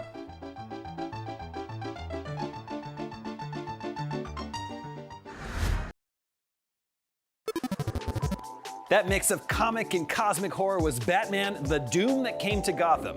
Still to come, the cast of Creed 3, but right now, a quick break.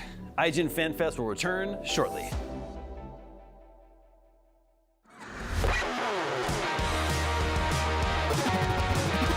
IGN FanFest is presented by Company of Heroes 3, available February 23rd on PC.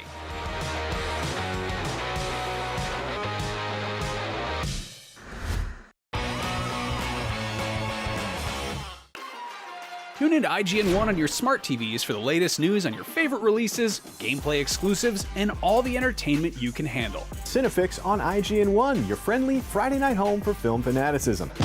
You're watching The Weekly Fix, ready to fill you in on anything you may have missed in the world of gaming and entertainment. Welcome to Should I Play This? This is what to watch here on IGN 1. Find it all in one place for free on IGN 1. They turned into a network. Who knew? This is cool. It looks really appetizing, and I want to eat it. I'm sorry. It looks like a toffee apple or something. I mean, can we afford to give it to her? No, I won't eat it. That's crazy. Just the rest of my audience is so hard to hear. Wow, I love Karen Gillan. She's amazing as Nebula, and you know there's so much more where that came from? So follow IGN on every social platform. We've got video game previews, we've got celebrity moments, and so much more. So come on, let's hit the follow button or else I'll get fired.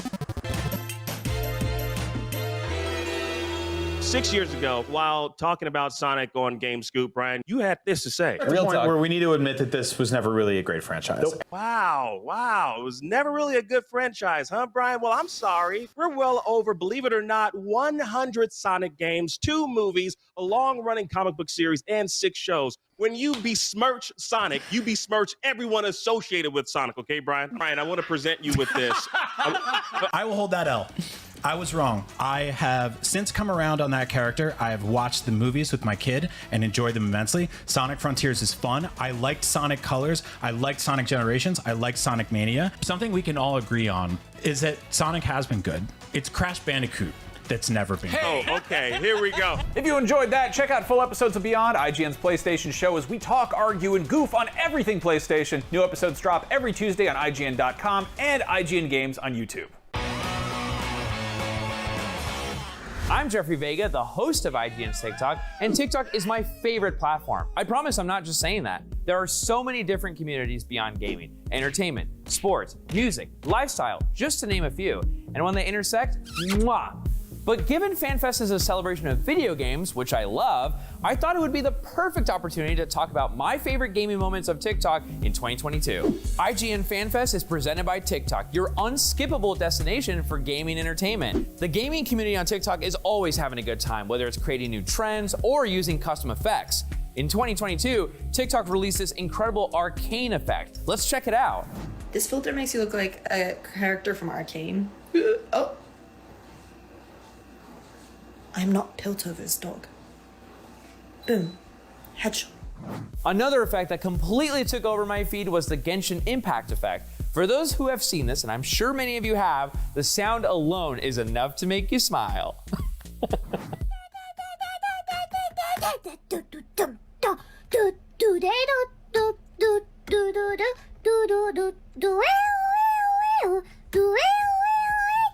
I have to admit, sometimes when my boss is talking to me, all I hear is do do do do do do do do do. It's actually becoming a real problem for me. But hey, moving on to another one of my favorite top gaming moments on TikTok, we had the opportunity to learn about Madeline Klein, the star of Glass Onion, and we wanted to find out what her Call of Duty username is. Let's check it out. It's what? I like first-person shooter games. You chat No, because I don't have the headphones. You don't have the headphones? I don't have Do the headphones. you actively type, you suck? No, actually, I just hear them talking over, like, to me when they don't know who I am. Is your username, is your handle a female name or? No, it's, no, wait, it is. It is. Don't tell us the name, but how'd you come up with it? It's my stripper name. Oh, no, have you ever given your stripper name in an interview before? No. Okay, good.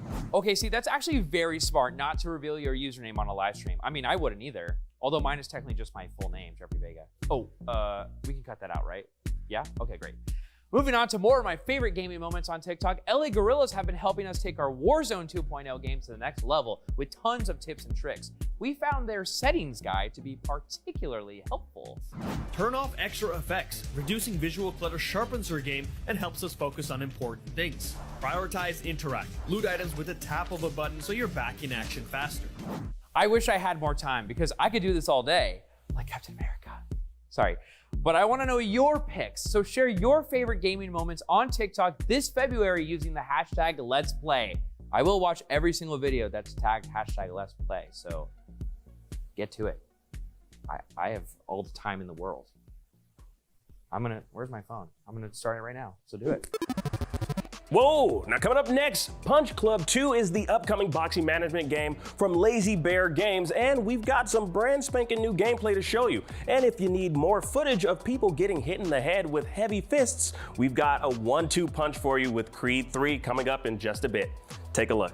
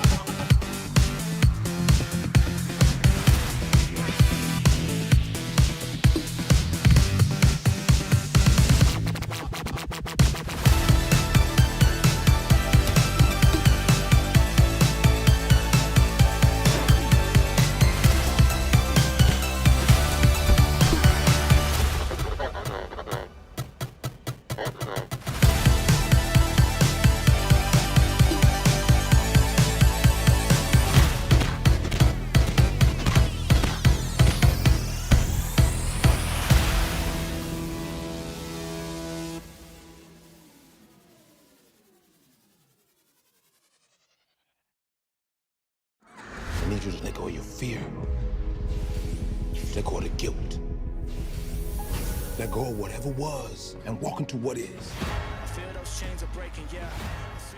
Hello, fans, friends, and fighters. I am here in the ring, about to go a few rounds with the talent behind Creed 3. I'm not going to pretend they're not sitting right in front of me. Hello, Mr. Jonathan Majors, Ms. Tess Thompson, and Mr. Michael B. Jordan. It's a pleasure to speak to you. It does sound adversarial. I'm so sorry. I'm more. Yes, this is very exciting. That was the best intro in the world. Oh, let's go. I know we said we're going a few rounds, but I'm in your corner. The questions are the ones we're going to knock out. So. Ooh, bars. Oh man, this is what I'm talking about. This feels great for me.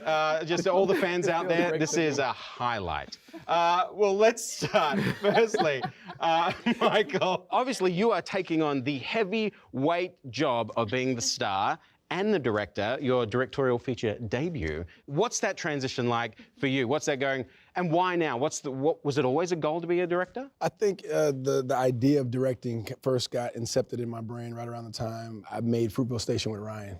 I think it was the first time I actually saw a director my age that looked like me from a similar place, you know, conducting and directing a feature film, you know? And so I think it didn't seem too far of a distant dream anymore when I was able to see it up close and personal. That's what's up, bro.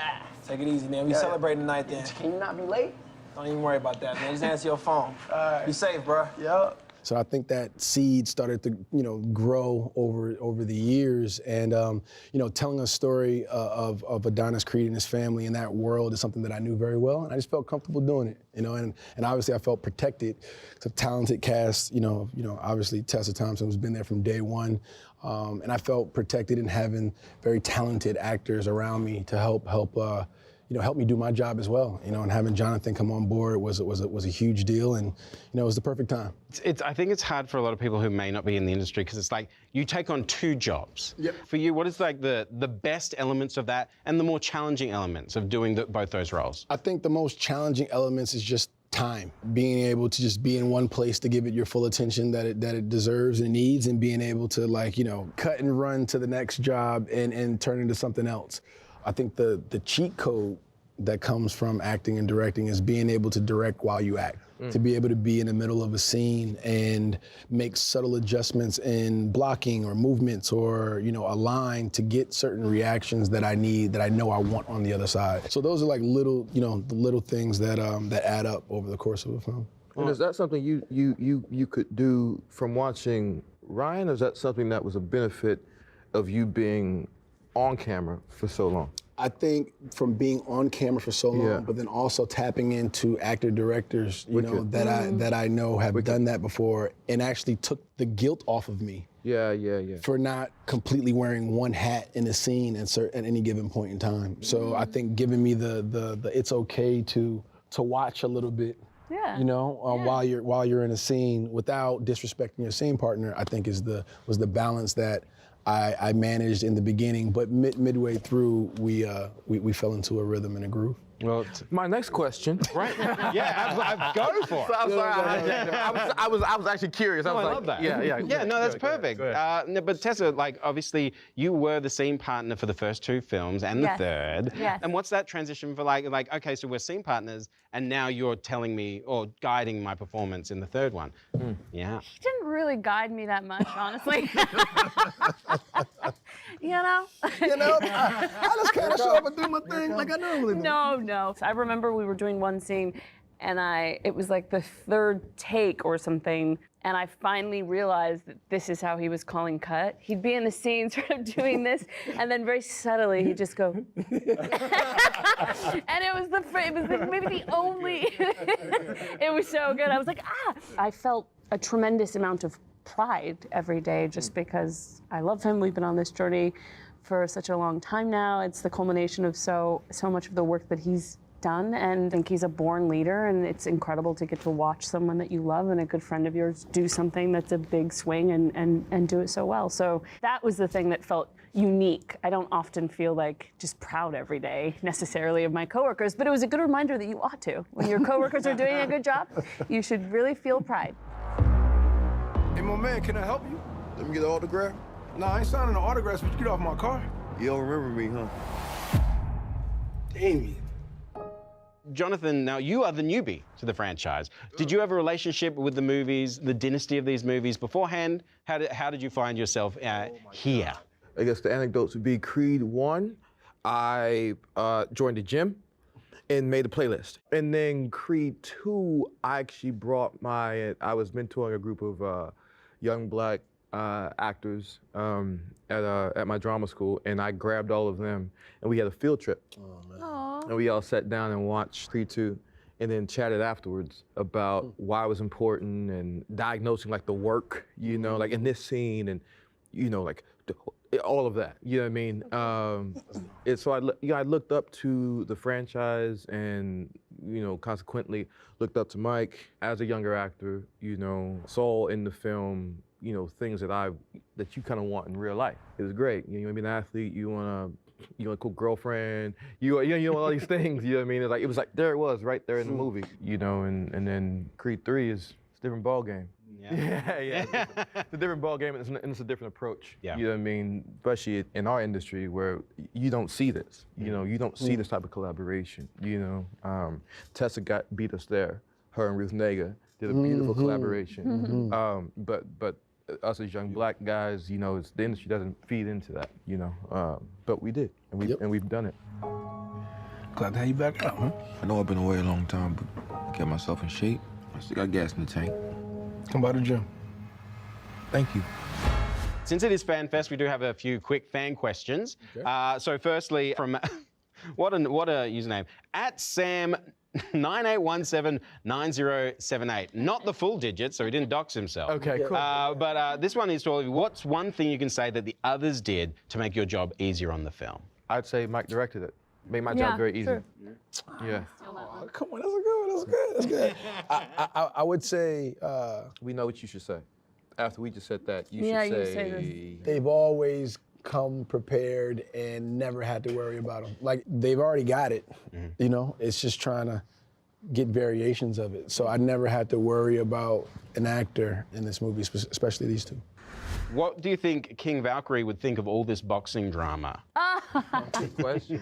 I think she'd love it. Are you kidding? Would be her entertainment. Yes, definitely. Shirtless men, oiled up, together. You're all a part of that MCU club. What is that? Feel an exclusive club? Right? Cool. Do you guys share stories, advice of like people going into it, like what it was like for you each other? We don't. We don't. Do we? We haven't. We have not. Have we? When we don't, as of now. I think I may have gotten a text message from something MCU, and it was like, "Yo, Mike, look at this." You know what I mean? Like, this goes down on poster. You know what I mean? Like, not really. Not really. But yeah, you know. After all the training on this film, Jonathan, will Kang be incorporating any right hooks into Ant-Man in Quantumania? Kang on Kang. Kang on Kang? Kang? So absolutely. That's the answer. Absolutely. We've got Zonix from on IGN.com says, any plans for a Creed 4 or potentially a spin-off into this legacy? Yes, sir. Great. Damn. Yeah. Woo! You were right there. Yeah. Creed 4 for sure, definitely. You know, I just want to expand the Creed verse. You just broke within, the internet. within reason. You just broke the internet. But yeah, definitely expect other things around Creed for sure. Are you currently working on any anime projects that you can talk about? I am working on current anime projects, and I cannot talk about them, unfortunately. That is perfect. But we will be talking to you guys soon. Oh, I love that. I love that. Well, it has been a pleasure. Bro. It has been a pleasure speaking to all three of you. Thank you for joining us for FanFest. We can't wait to see the film. The fans are dying for it. And thank you very much. Thank you, man. Great.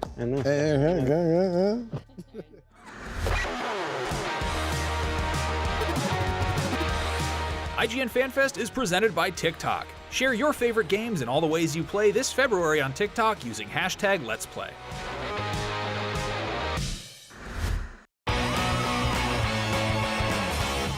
So you like IGN, huh? The news, the videos, the guides, and wikis, it's all in your wheelhouse. But do you ever wish there was more? Introducing IGN Plus, a brand new program that's loaded with tons of cool perks and benefits. Sign up for IGN Plus today and you'll unlock free games and in-game content every month, a free subscription to Map Genie Plus, huge discounts for stuff like Dream Gear, Power A, Humble Bundle, the IGN Store, and tons more. IGN Plus is just $29.99 a year for a limited time. You deserve a little extra.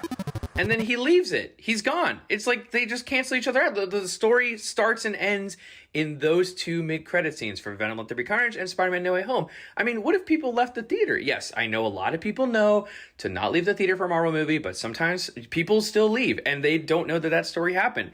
And what does this mean for the Sony Spider-Man universe? What is Tom Hardy's future in the MCU? Yes, Venom is in the MCU now because a little symbiote thing stayed on the desk with the guy who played Danny Rojas in Ted Lasso. And honestly, Spider-Man, are you even listening? You can use that Spider-Man swinging filter right now on IGN's Instagram. And in fact, you should follow IGN on all social platforms because we have video game previews, we have celebrity moments, and so much more. So let's swing with Spider-Man and follow IGN. Oh! Have you been stuck on the same quest for just way too long? I just want answers! IGN strategy guides and interactive maps are here to help. IGN guides are trusted by millions, easy to use, and of course, free. You can even track your progress with handy checklists if you go for 100% just like we do. We're gonna be going over some sensitive material. IGN has the very best, most complete, and accurate guides for God of War Ragnarok, The Witcher 3, Pokemon Scarlet and Violet, Genshin Impact, Elden Ring, and so much more. I will require some time to process this information. Every guide is tested and verified for you by experts. Just search for IGN.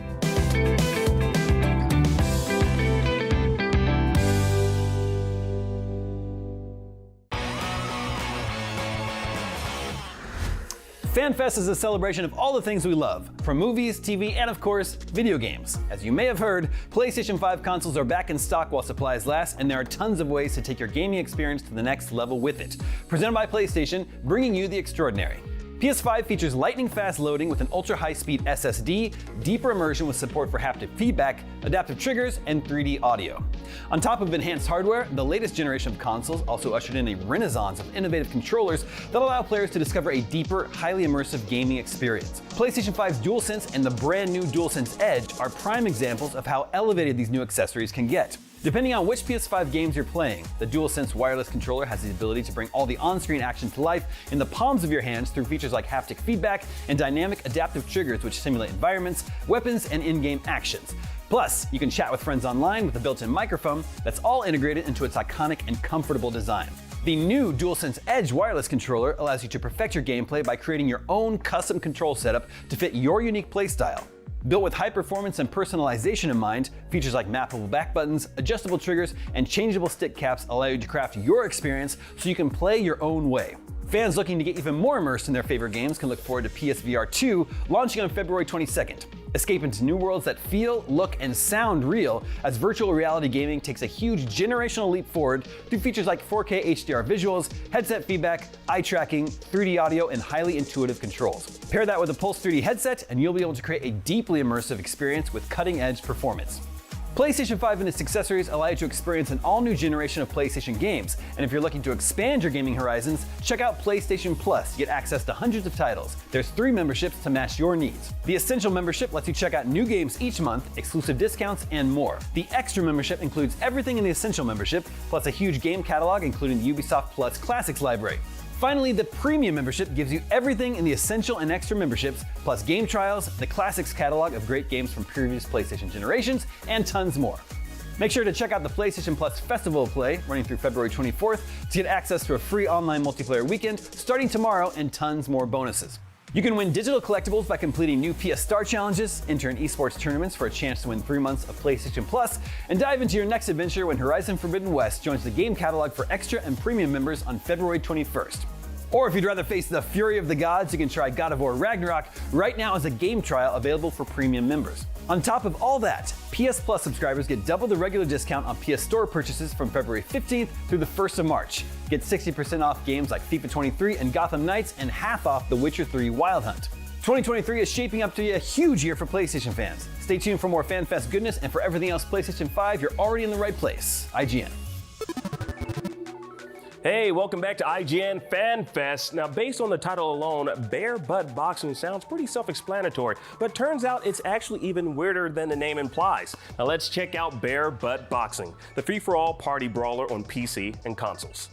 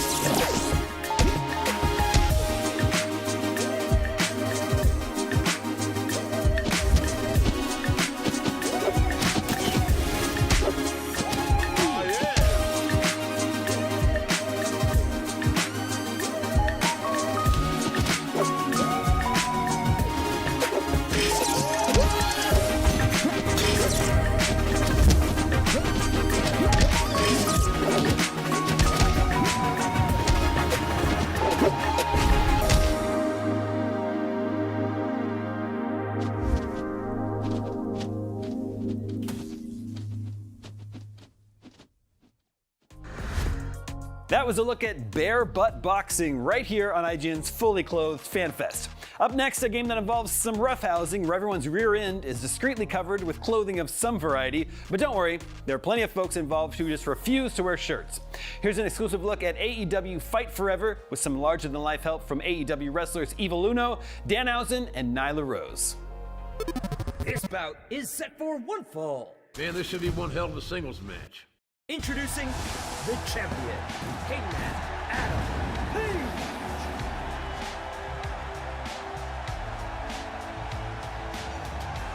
Introducing the challenger, the American Dragon, Bryan Danielson. Well, I didn't watch it with a stopwatch, Tony, but what happened at the end is that Hangman Adam Page landed that buckshot lariat, and had he had about 5 extra seconds, we wouldn't be having this rematch here tonight. Choice! Oh, he grabbed and burned!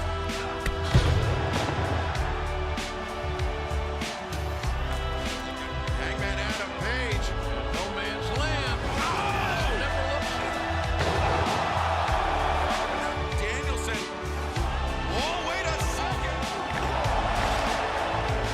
Here it comes. Hangman Adam Page. Buckshot once again avoided.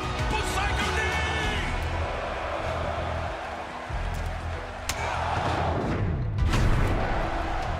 Fighting their asses up. Oh!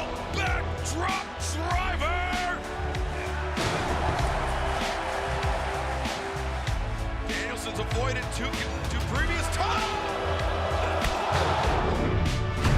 Not this time out.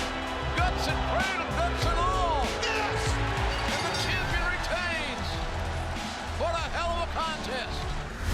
What's up, everyone? I'm Mitchell Saltzman, and I am about to be joined by 3 very special guests to talk all about AEW. First up, he hails from someplace far away, claiming to stand at 6 feet, 7 inches tall, and weigh over 300 pounds. He is very nice, very evil, Danhausen!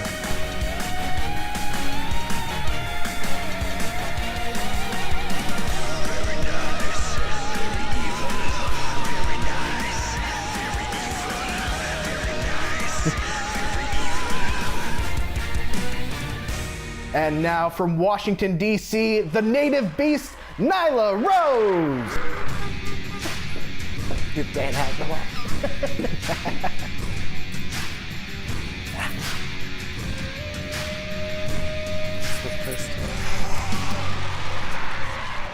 And finally, representing the Dark Order, Evil Uno. Join the Dark Order.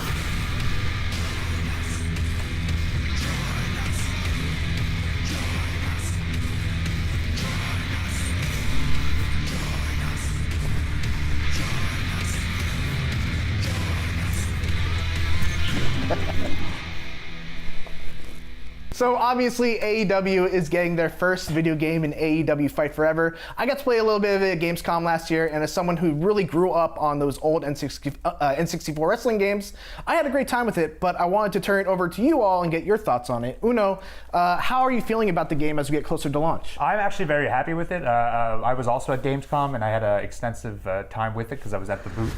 And so every moment that we weren't actually doing interviews, I was playing the video game. And I've played some of the build after since then, and it's very reminiscent of the old N64 engine games that everyone knows about. You know, when I popped into it, there was a tutorial. I never read a single word, and I instantly knew the buttons. Like, left bumper felt natural. It had to be the block on move, and it was. Right bumper was on strikes. Everything that felt it felt perfect to what I had played on the N64, and it just seems like the type of game that you can just pick up and play and have a ton of fun with. For sure. There's even the thing where you hold down the block button when you're on the ground and getting up, and you can kind of like kneeling stance. Yeah, you take that kneeling stance and do like a little clothesline. It's awesome. Yeah, they have the tackle shoulder shrug as well. If you've played a lot of those games, that's all in there. All right, well, you guys are here on IGN. We do video games. You guys do wrestling, and there are times when those two worlds collide in some non-traditional wrestling games. So we wanted to play a little bit of a game. I've got a series of clips from a bunch of games that feature some takes on pro wrestling, and we're gonna have you react to them and make up your own score from 1 to 10 based on really whatever you want. You guys can decide the criteria. You don't have to go on the IGN scale. Just, you know, you guys can just do whatever you want. So yeah, let's roll the first clip. Judas Effect. Yes, Judas Effect. Into a wall. And that is, of course, from Yakuza 0. Okay. Let's start with Danhausen. What are you giving Yakuza 0 here? 6 7/8. Okay. There was no groin punching. So I didn't think it was quite effective. I thought it was okay. I should have picked another Yakuza clip because there's definitely some groin punching in that game. Wow. Plenty of it. Perhaps next time. What you got, Nyla? With the fact of how bonkers that sequence was. Judas Effect, highly effective right out the gate. Yep. Follow that up with a German suplex into a brick wall, you know, damaging the occipital lobe, then into kind of like a pancake slam on the concrete. I'm gonna give that 5 holy S's. Whoa! That's a halo over some poop. Those are ships. Yes. So 5 holy S's. Only 3 with wings though. Only 3 with, because they look like Dracula wings. Yeah. I'm not an artist. Got it. And Nuno, what did you get? Well, your whole preamble was exactly what mine was going to be. So I went with "Don't do this to me" out of 10. The Judas Effect is a pointed elbow to the jaw, and I would never want to take a German suplex in a ring, let alone against the wall. So, way to go, Yakuza. All right, you scare me. It's only gonna get crazier from there. So let's check out the second clip. So that's like a judo throw into a back body drop. Belly to back hold. Okay. Belly Into to a back German hold. Good. I can't. Uno's probably not gonna like it because it's another German suplex. There's a power bomb, big swing. Yeah. This, by the way, can make you tap out. Yes. Yes. You know this. Yes. It's been established recently. Okay. All right, Uno, let's start with you this time. Okay, so I reviewed the footage, and there's a lot in there. We've got a belly back hold, we've got a German hold, we've got a power bomb, but most effective of all was that better than Claudio's big swing out of 10. Dang, he does a pretty good big swing. So He does, but not nearly as good as King, it would seem. I like the release on it. Yeah. But yes, for all of that, big fan of the power bomb, as you know. For those who may not be familiar, we have a wrestler on our roster, Serpentico, bane of my existence. I just loved how that was all put together. I'm gonna give this a "someone please do this to Serpentico" out of 10. Oh, I'd like to also vote for that while we're at it. I think we got a question about Serpentico later on, so a little tease to that. I gave it 4 Bart Simpson spikes out of 5. This looks like Lester. I thought it was pretty good. So 4 out of 5. Wow. Bart Simpson's hair spikes. All right, let's move on to clip number 3. Def Jam, Fight for New York. Now, the life bar says magic, but don't be fooled. That's actually Busta Rhymes. That's what I was thinking. Oh man, if you hadn't said it, I would have. All right, let's start with you, Uno. I'm very curious what you're writing there. Well, you know, you want us to review wrestling movies, and I think we have a more pressing thing to talk about. I'm pretty certain that guy died when his head hit the cement on that first move. Everything else afterwards, offensive. offensive. That's a corpse you're swinging. Yeah. Perfectly good corpse. Oh yeah. Waste. And if he didn't, he definitely got an infection shortly thereafter from Yes. the pizza stain on that greasy box. I just went some Killer Instinct because that's what Busta Rhymes, Mr. The Rhymes, showed when he threw him groin first on the eyeballs on the greasy pizza stain with an ultra. I think we should remake this game with Eddie Kingston in it. You know what? Yeah. Absolutely. Yeah. 100%. I think he'd be the champion. I think you got a pitch there. So right now on IGN, we're saying Def Jam remake with Eddie Kingston. Great boy from New York. Yes. Slim J too. From Put Yonkers. Slim J in. All right, well, that was fun. I feel like we got a bunch of Wikipedia entries for Bryan Danielson. We got a pitch for a new Def Jam game. But this is called FanFest, and we had some fans send in some questions. We were wondering if you guys could answer them. Crusher Mania 1592 says, for all, what wrestling game would you consider a huge impact of your childhood and teen years? Oh, I played so much No Mercy 64 when I was young, and then eventually got a imported N64 so I could play Virtual Pro Wrestling 2, and that's the one I've been playing better part of 20 years now. Very, very big part of my childhood and my adulthood as well.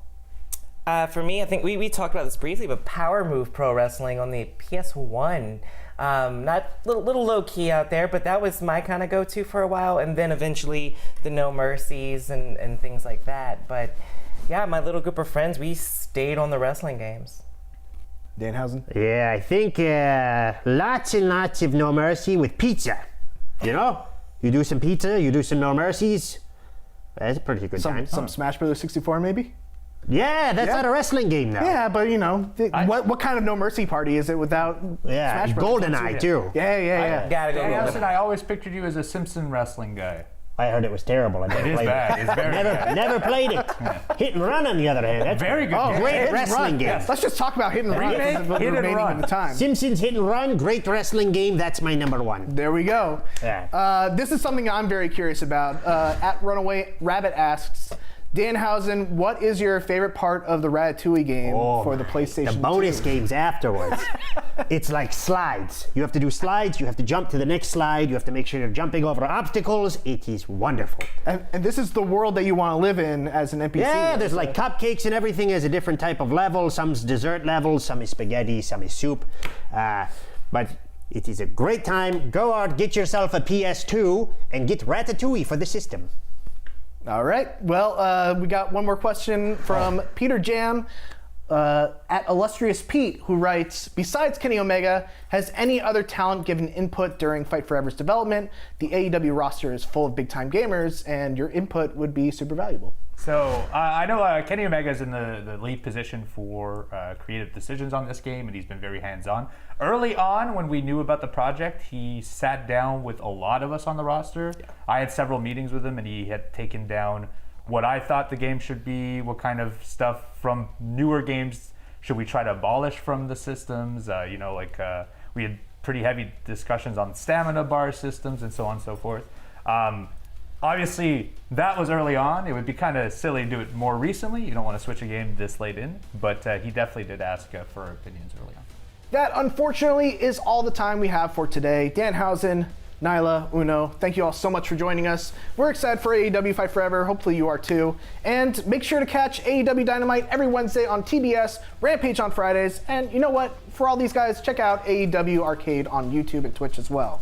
And for everything else, keep it right here on IGN. Bye-bye. Everyone is stealing my salute and I don't like it. I want to leave.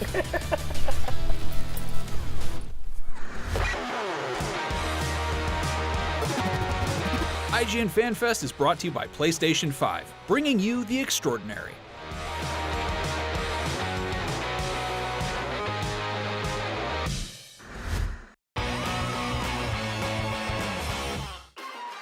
Tune into IGN 1 on your smart TVs for the latest news on your favorite releases, gameplay exclusives, and all the entertainment you can handle. Cinefix on IGN 1, your friendly Friday night home for film fanaticism.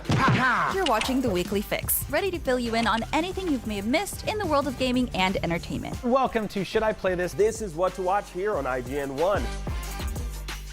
Find it all in one place for free on IGN One. They turned into a network. Who knew? Let's go.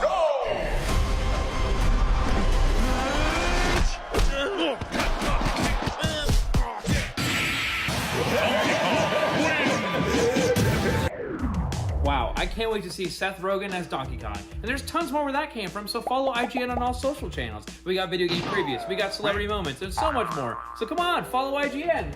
Whoa! So you like IGN, huh? The news, the videos, the guides, and wikis, it's all in your wheelhouse. But do you ever wish there was more? Introducing IGN Plus, a brand new program that's loaded with tons of cool perks and benefits. Sign up for IGN Plus today and you'll unlock free games and in-game content every month, a free subscription to Map Genie Plus, huge discounts for stuff like Dream Gear, Power A, Humble Bundle, the IGN Store, and tons more. IGN Plus is just $29.99 a year for a limited time. You deserve a little extra.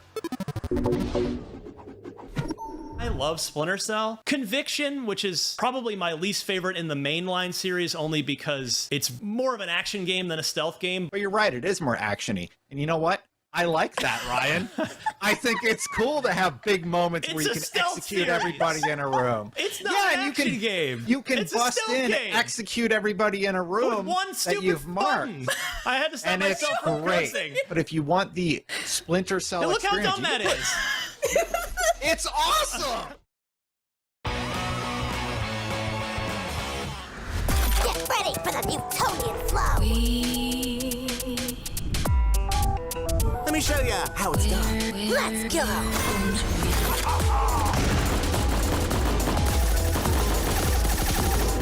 Whoa, that's pretty trippy. Now we're talking. Turn it up. This is my jam! I thought we were friends!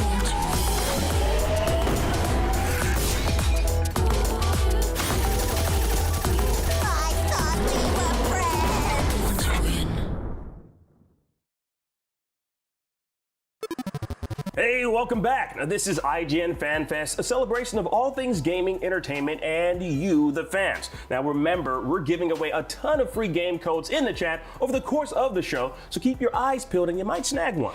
If you missed any of our earlier interviews, remember you can catch bite-sized versions over on IGN's TikTok. And if you want to wishlist any of the games being shown off during FanFest, you can find them all on IGN's Steam page. All right, now, as any pig farmer or veterinary dermatologist can attest, one skin disorder has had a widespread and lasting effect on the pork industry, unlike any other.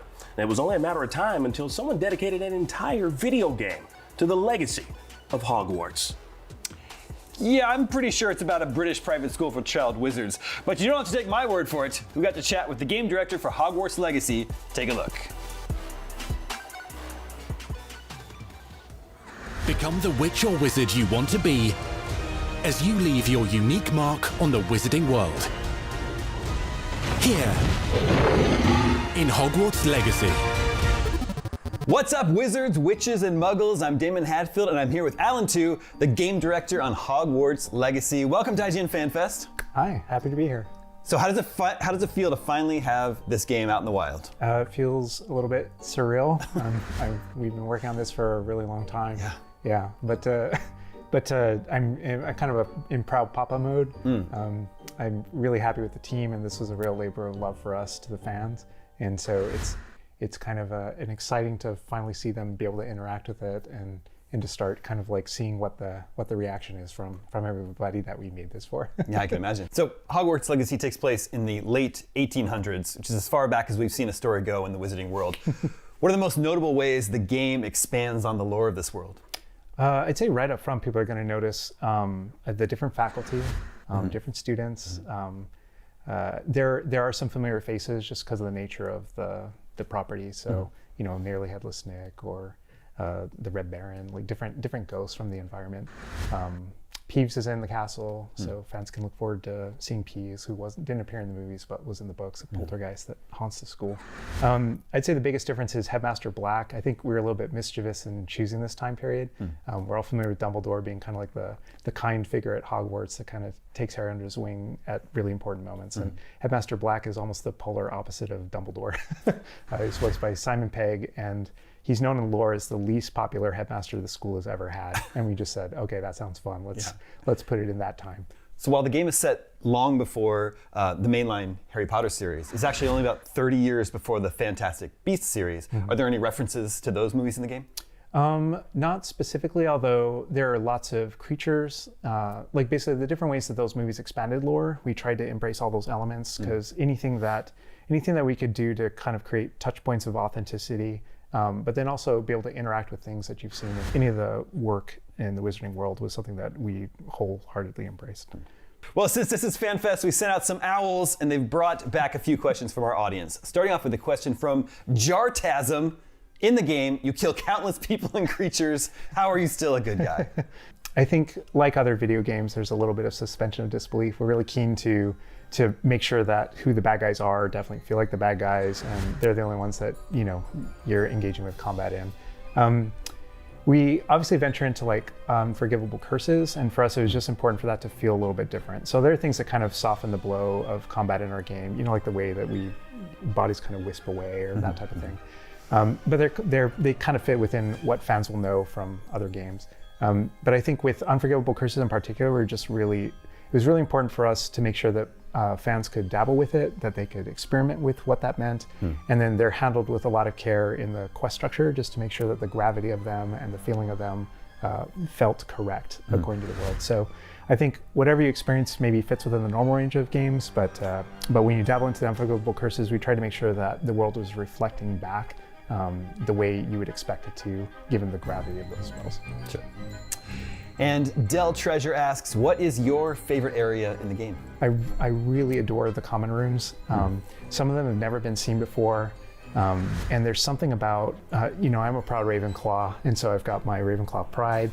If you catch me, I'll go straight to, I am a Ravenclaw, and I get to my common room and I love it. But I played the game as every house, and whenever I imagine coming in, each one has something kind of special and unique about it. And every single time I come to the common room in the game, the music hits you. We design special music for each location. There's like a certain nostalgia that it hits, a certain magic that it hits. And as you sit in there and you kind of go, oh, I'm finally here. It's kind of an incredible feeling. Yeah. So players in Hogwarts Legacy each get their very own room of requirement to do with as they will. As you shared with us a look at yours, we've been digging through it, and we'd like to ask you a little bit about it. Okay. So in my room of requirement, I wound up discovering the importance of lights, if you're going with a dark setting, but also the power of lights. So even though the daylight stuff is very naturally, intuitively likable, I love being able to highlight different things with the lamps in the setup. And coming in, I really wanted like a big centerpiece that would kind of catch your eye, which is the unicorn right up front. And then as I go along, you'll see on the right side, I tried to set up sort of like a gaming corner. That's more of a vibe place. Here we've got the desk of description, which is how you identify different kind of unknown gear throughout the course of the game. You'll keep coming back to the room of requirement in order to figure out exactly what the gear that you've earned in the game does. But I wanted that to feel like a real study area. In the loom area, I wanted a real kind of, that's where you're kind of tweaking your gear. So I wanted kind of like this fashion thing. I've got the little, I don't know what they're called, the little thing that kind of like hides you privacy, and the panels, and then the mannequins. And then this was sort of my lounge area where everything's just kind of chill, and you can see the animating portraits on the walls that I put up. And all that was just to kind of like vibe out. There are different vivariums that will unlock over the course of the game that you wind up bringing your magical creatures to. Well, it seems like there's a real incredible attention to detail. How much of the space is customizable, and how do players go about, filling that space? Yeah, the space, like the floors, the walls, all those have different kind of presets that are immediately accessible. So you can change the ceiling, change the lighting in the room, and get a different look right away. And then all of the objects inside of it that you can hang on the walls, the banners, the carpeting, and the different objects that you see inside of it can all be scaled and placed and put wherever you want. In the game, we have, I think in development, we refer to them as recipes, conjuration recipes, but I think in the game, they're forward-facing as spellcrafts. Those are things that you earn a few different ways. There's a shop called Tomes and Scrolls in Hogsmeade where you can purchase different conjurations. A lot of those are really focused on practical items though, which you're seeing right here. These are the different planter tables where you're growing different seeds for magical plants that can be used either as potion ingredients or even in combat. But a bunch of the other spellcrafts for the decorations, those are things that you will discover in something that we call either as rewards for completing your field guide or things that we call collection chests in the game, which we kind of keep track of on your map as you're going through the game. There are a few different types of collections too. It's kind of a nice tip for everybody that not all the collection chests are tracked. There are a few conjurations that you can find in each of the vivariums. I think each of the vivariums are hiding 3 collection chests in each of them. And then there's also a kind of special event out in the Highlands where you can track these these kind of magical butterflies through the environment that also lead to conjuration chests. But I feel like that's useful for folks to know because we track everything but those. Interesting. Yeah. Well, I think we're seeing a lot of craftable and consumable potions in there. What would you say is the best way to optimize the room of requirement for use as a resource during gameplay? Yeah, I feel like that varies a little bit. This one you'll see like a little bit between aesthetic and usage. But I've got all the plants, which many of them feed into the potions on the right, and a lot of that is just kind of we have small planter tables, we've got medium planters, and we've got large planters, and different seeds fit in different things. But mostly, there's a limit to the number you can have, and then the players can earn enough money to kind of buy planter tables of different sizes. So to begin with, you might have one just with like 3, but they can get up to sizes of 5 for small planter tables. And then that's just an increasing cost. So it's kind of up to gamers how they want to approach it. If they really just kind of want to ramp up their production quickly, they can go with the increasing sized ones, or if they're a little bit like me, I save and just go straight for the big planter tables. Like you're providing some real pro tips here. Yeah. Like straight from the game director. As for the beasts, how important is it to play with various beasts, interact with them throughout the game? Interacting with them, playing with them, that's how you gather beast byproducts, things like feathers and different things. So you always want to, whenever you come in, you'll want to feed and brush your beasts, you play with them. You can see this kind of play, the little fella, we had a little accident in there as we're moving the stuff around. But over each of the creatures, you'll see kind of like a heart and the knife and fork there, and that represents whether or not they're well fed and happy. And so you'll brush them and you will feed them whenever you enter, and each time you do that, you'll be able to extract another byproduct. And there's a timer that sits on them before you might do it again, just so that you're not just kind of sitting there hammering on it. And you also have reasons to return back. But yeah, that simple task of just kind of brushing and feeding is how you wind up getting the resources you need to feed into the loom. Well, it looks like that's about all the time we have here. Thank you again, Alan, for stopping by, chatting Hogwarts Legacy and all things Wizarding World with us. You can play Hogwarts Legacy now on Xbox Series X and S, PC, and PlayStation 5, and later this year on PlayStation 4, Xbox One, and Nintendo Switch. Wow. Now that was Hogwarts Legacy, available right now on PC and consoles. Now up next, we've got some brand spanking new trailers from some hot new games. Now I could describe them to you, but what's the fun in that? It's called spoilers. Just roll the trailers, please. Go ahead, go.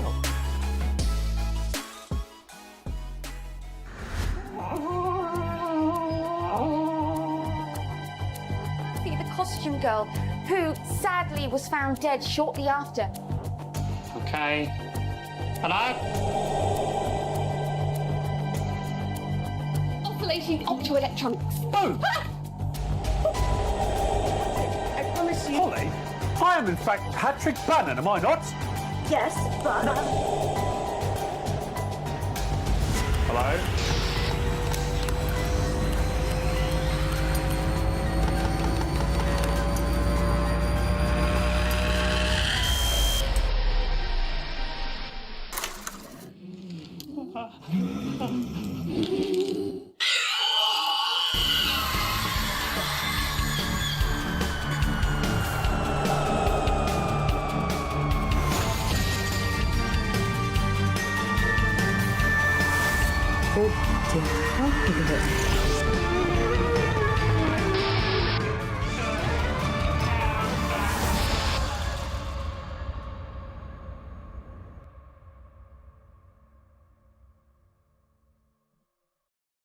Oh, you're awake.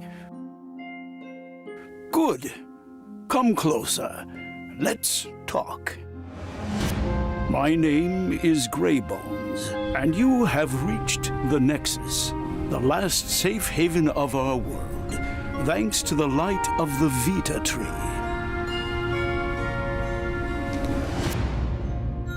See, you recently died, unfortunately. But you were given a second existence here, in the plane of memory.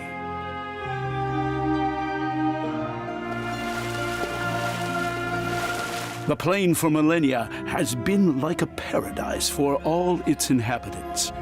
But that changed recently. Asim, whom you met, is the current Yellow Guardian. Donovan was the Red Guardian. But he betrayed us. He developed corrupted powers and started wreaking havoc in the plane. See, we need help bringing back peace and lighting the pillars back up. But to do so, we need another guardian. And this is where you come in. You are what we call a Lux. Someone who arrived at the plane while a guardian had fallen. We need you.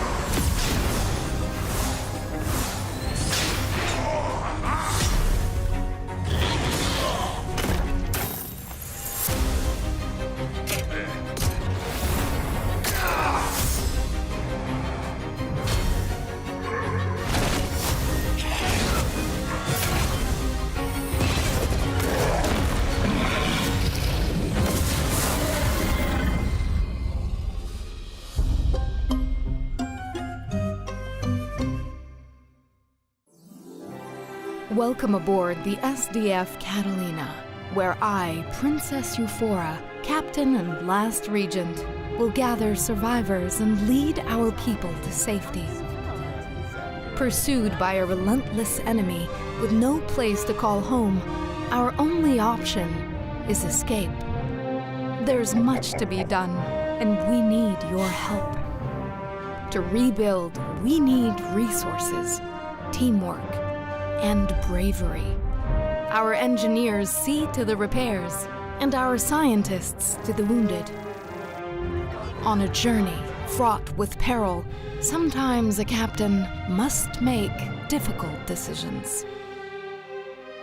This starship is just like its people, in need of care, ever-growing, and capable of overcoming anything. For where there is life, there is hope.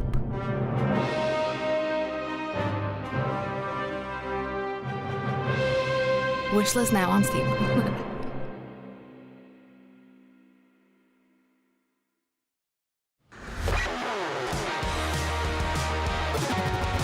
IGN FanFest is brought to you by PlayStation 5, bringing you the extraordinary.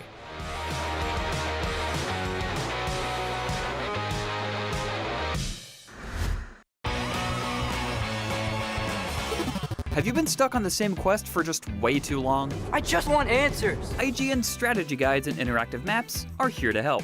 IGN guides are trusted by millions, easy to use, and of course, free.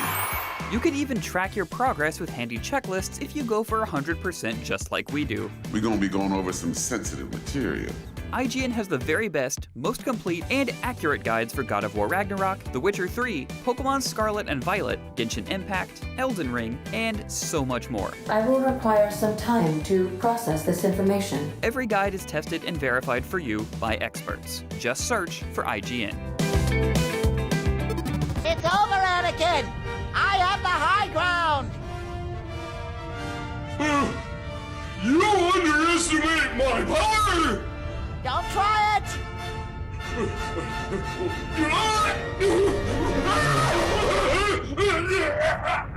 Ow! What the? And that's why we don't play in lava. You were the chosen one! Wow, I love SpongeBob, and there's so much more where that came from, so follow IGN on all social channels. We've got video game previews, we've got celebrity moments, and so much more. So come on, what are you doing? Let's follow them. Behind every game, movie, and TV show you love is a wild, crazy, and sometimes unbelievable story. No one is just black and white. From revealing the secrets behind your favorite franchises to solving a legendary video game mystery, I'm coming for you. IGN Inside Stories gives you a peek behind the curtain. If people come to the game now and see what's going on there, I think they'll be surprised. Join us as we dive into hyper-dedicated fan bases, worldwide phenomenons, and the most incredible untold tales in games and entertainment. I said, wait a minute, that doesn't sound so good. It was definitely not what I expected in the best way. Inside Stories, available now only on IGN.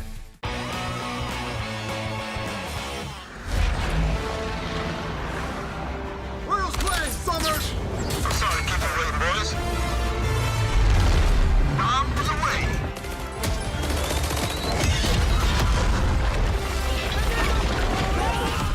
Relic Entertainment has been hard at work developing Company of Heroes 3 with a keen attention to what the Company of Heroes community has enjoyed about the series in the past, while also innovating the real-time strategy genre with dynamic new elements. We've got a lot of ground to cover, but here are 5 things you need to know, presented by Company of Heroes 3. Sorry to keep you waiting. Wouldn't start without you. Company of Heroes 3 features the largest launch roster of playable factions for the series to date. The British forces are a well-rounded and resilient army, perfect for new and veteran players alike. The US forces use infantry, light vehicles, and an abundance of tanks to gain the upper hand in battle. The Wehrmacht are a formidable defensive force capable of breaking through enemy lines with devastating counterattacks. The Deutsches Afrikorps are known for their presence in North Africa and utilize an arsenal of mechanized vehicles, which allow them to make a strong impression in the early game. Pair these varied factions with the 14 maps available at launch, and you'll find that both single and multiplayer suites feature an impressive amount of replayability. The city was ours, but our fight in Italy had only just begun. The Italian theater of war is often overlooked in historical retellings of World War II in games. To provide an authentic look at the grisly conditions of Mediterranean combat, Relic Entertainment looked to the hills to elevate the action, literally. Company of Heroes 3 places emphasis on verticality and maximizing your unit's position to secure the advantage.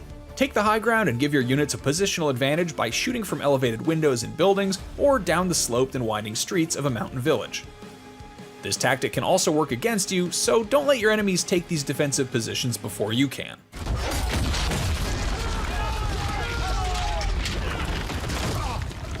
Company of Heroes 3 features enhanced fidelity of structures, environments, and armies, which is a fancy way of saying they blow up real good.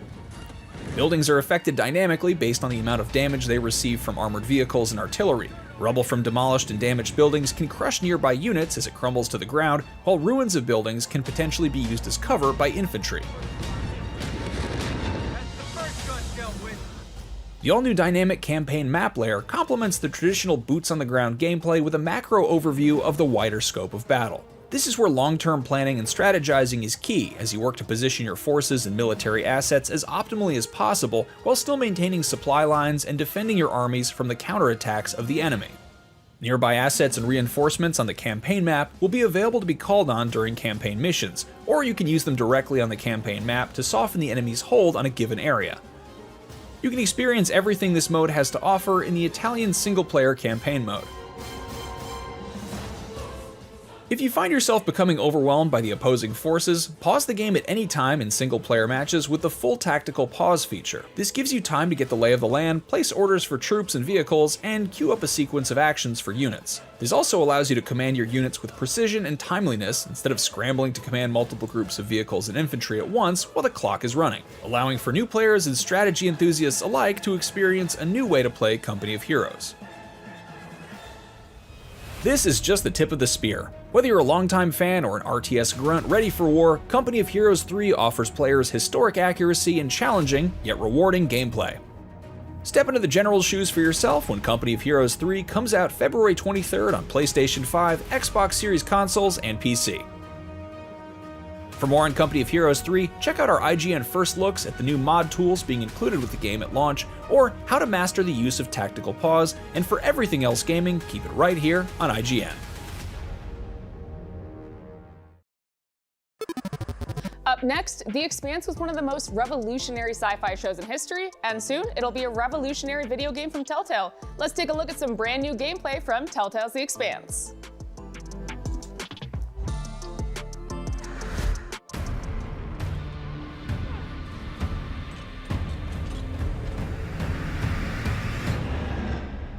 We have a new target. What is it this time, El Dorado? The Fountain of Youth? Let me guess. The Falcon Horde of Venus? The UNN Urshanabi. Cap believes there's something valuable on board. Something special. Do we want to invite that kind of attention? We'll be fine. In and out. No games. I'll monitor any data you send back, and I'll be here to patch anyone up, should it come to that.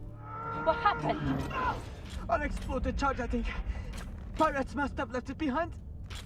Pashang, you didn't scan first? Commanders, this is Private Ensign Takabe. The pirates have asked me to report the following. All crew members have been killed or captured. The pirates do not wish to kill anyone else. If you open the gate now and allow them to complete their search, no more lives will be lost. If you do not comply... Oh God, no. Please don't. Drummer, his suit is punctured and losing pressure. You need to release the vault and patch him now or he could die. Belay that. That vault has O2, fuel.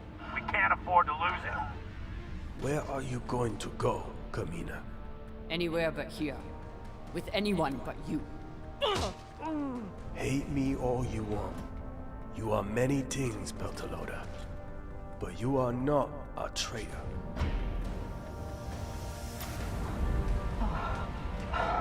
Hold on. What are you doing?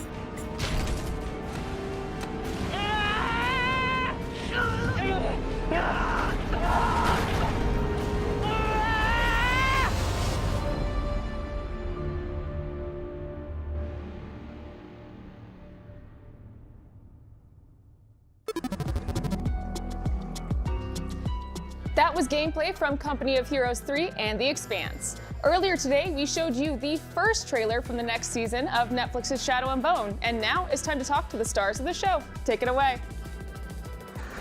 Are you willing to sacrifice that which is most precious to you?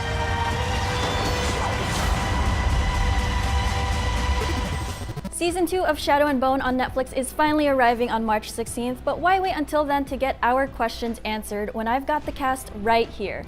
Please welcome Ben Barnes, Louis Tan, Patrick Gibson, Jessie May Lee, Kit Young, Anna Leong Brophy, and Jack Wolf. Thanks for joining me, everyone.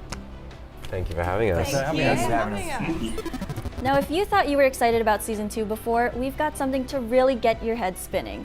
Shadow and Bone fans, your very first look at the trailer for Season 2. Let's check it out.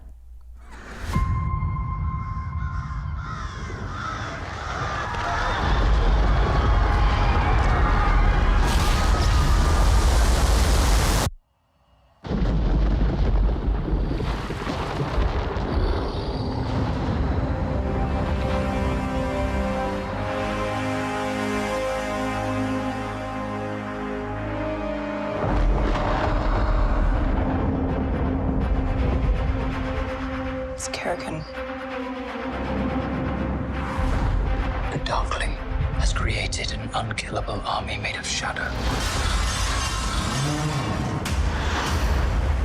Kerrigan damned this country into darkness. I have to destroy him. So good. You are Relina Starkov. Will you help us tear down the fold? Well, you couldn't do it with one amplifier. I need the power of all three.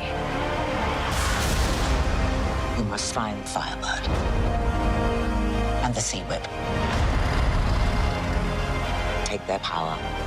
Finish what you've started. You with me? Always. Adventure. Danger. Now you're speaking my language. What nightmare have we gotten ourselves into? I didn't realize you were patriots. Well, if you die, we don't get paid. I promised that you and I would change the world. That is never going to happen. I'll destroy the only thing you have left. It is magic. You will not know what price it demands until it is too late. Are you willing to sacrifice that which is most precious to you?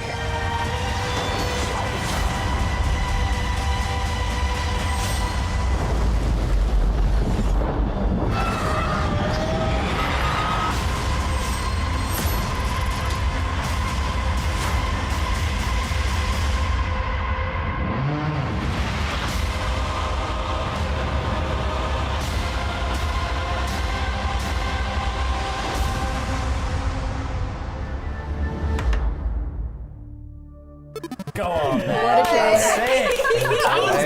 So much action. So let's just get into it and talk about it. But first off, my question watching that is, Ben, why does Netflix want to keep tearing up your face? First on The Punisher, now on this. What's up with that? I think I just have one of those scratchable, punchable faces, maybe. I don't know. I'm entering my Taylor Swift revenge era. I think that's what's happening in this trailer. The end of season 1 sees Alina sever her connection with the Darkling, but the season 2 trailer suggests that that may not be the case. We also see Alina grow into her powers as the Sun Summoner. How will that affect her connection with the Darkling? Oh, almost definitely. If you thought that their relationship was interesting in season 1, you just have to wait for season 2, because the way these characters are entwined and the things that they share are pretty interesting. So yeah, I can't wait for people to see how they come together in this season. It's interesting because when you read the books, they have this connection to each other that is almost sort of telekinetic or something, and but I think that's quite difficult to sort of represent in a show. So we had to sort of find these clever ways to work around, continuing their connection and their relationship, because it's an important part of the show. Is clearly from the trailer you can see there's more of an antagonist feel. It's more straightforward. I think the cards are all on the table from the first season. So now now it's time to just sort of there's a bit more of a good versus evil vibe. As Alina gains more allies, how will season 2 tackle the brewing conflict between her and the Darkling? Yeah, we've got the two warring factions of Grisha in season 2. And there's some nice little touches that I really enjoyed. The whole world of the show I think is getting a lot larger. We're seeing a lot more of Lee Bardugo's Grishaverse this time around, so stay tuned.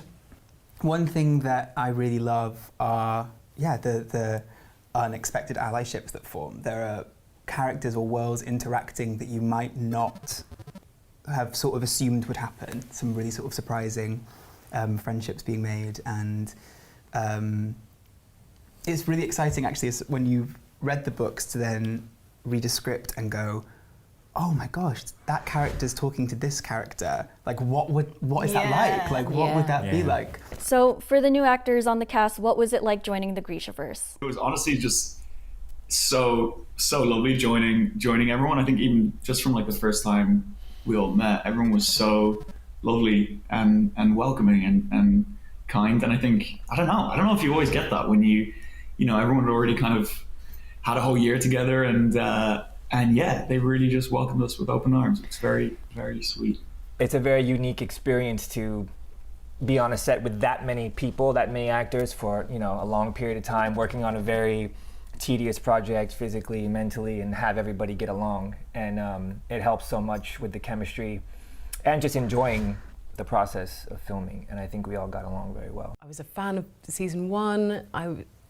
It was intimidating, and they were all babes. Totally. It was babes. It really is like entering a little found family, and just shooting in a different country and how exciting that is, but also how isolating that can feel. And having people who know the score very well and know tips and tricks, and also are just making you feel so much more like at ease with everything. And I remember my first meetings with everyone, with all of you, really, really strongly. Yeah. And actually, the day that our casting was announced, which is a scary day, we were together. Yeah, We decided to do that together. Anna came to where I was staying and For some tea. And we made a cup of tea. And I wanted to put countdown on something really normal, cups of tea, phones down, face down on the table, and we just had a very normal, lovely day. And then we decided to be like, okay, we've jumped in. We're in now. We're part of this. It's official. All right, Shadow and Bone fans are some of the most passionate people out there, and they've got questions for you as well. Here's what they want to know. So Anna at RuVids asks, which scene while filming required the most retakes? Wow. Which scene? Paddy? I mean, it certainly wasn't one of mine. No. the one take wonder kid. Anything where you have to sort of fall down. Anything where you have to hit the deck hard. They're going to do that 19 times. Mm-hmm. Just for the torture. That's just the way it they was. Just do that to you, man. We had it on take two, but get him. So for our new kids on the block, we have a question from Magdalena that asks, the new cast members must answer the classic question, Dark Lena or Melina, and why? Okay, and why? Why? I'm just gonna Genialina straight away. That's my ship.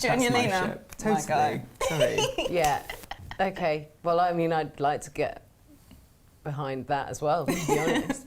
I mean, guys, do we really want to put names on things? Let's just see where the love flows. This is kind of brutal. I mean, he's sitting right there, but it's gotta be Melina. I'm sorry. How do you feel about that? I couldn't agree more. I love both. I could not agree more. Even though Ben and I color coordinated today, and I'm really happy with this outcome. No, come on. I have to go Melina. I have to, mate. That's my team. That's my squad. I got a cape and everything. Last question on our post asking for fan questions. Your castmate Freddie demands, actually, you can finally ask everyone why I'm their favorite castmate and why. Good question. I don't give in to demands. It's just true, isn't it? Yeah. No comment. Yeah. That's between me and him. It's quite a touchy subject, actually.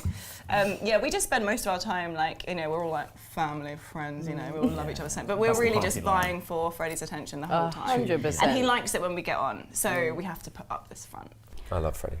I know this is supposed to be a joke question, but I got nothing. I love the man. I don't know what to say. He's my favorite because he reminds me of a warm cup of cocoa on a cold day when I need a hug and a hand to hold and Ben's not around. I'll go and find Freddie. So what you're saying is he's your second favorite. Yeah, I mean that's what you're saying. That was a terrible answer. That's what you're saying is he's your second thought favorite. my answer was bad. And we have to accept. I'm sorry, we've run out of time. We've run out of time. We have to accept your first answer, which is that I am your favorite. So that's. Thank you so much for watching. You indirectly just said that Ben was your favorite. I'm sorry, Freddie. I'm messing. I want to thank Lewis and Paddy and Jesse and Kit and Anna thank you very much. and Jack. Thank you, IGN FanFest, and just thank you for making me your favorite. Thank you. He's right. That is all the time we have today. But I want to once again thank Ben Barnes, Lewis Tan, Patrick Gibson, Jessie May Lee, Kit Young, Anna Leong Brophy, and Jack Wolf for joining us. Thank you, guys. Don't forget to tune in. Thank you. You can see more of the Grishaverse when Season 2 of Shadow and Bone premieres on Netflix on March 16th. IGN FanFest is presented by Company of Heroes 3, available February 23rd on PC.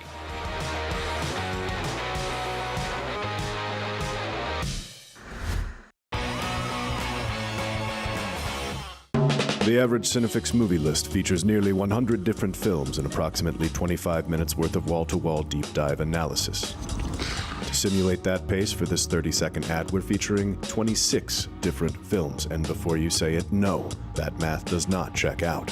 We're not math people, we're movie people. We can't even count down from 10 without ending up at, like, 96. Subscribe to IGN Movies and TV for more Cinefix movie lists. Bad at math, great at movies.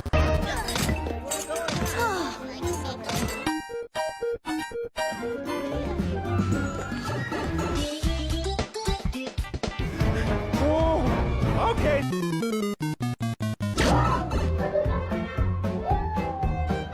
Oh, wow.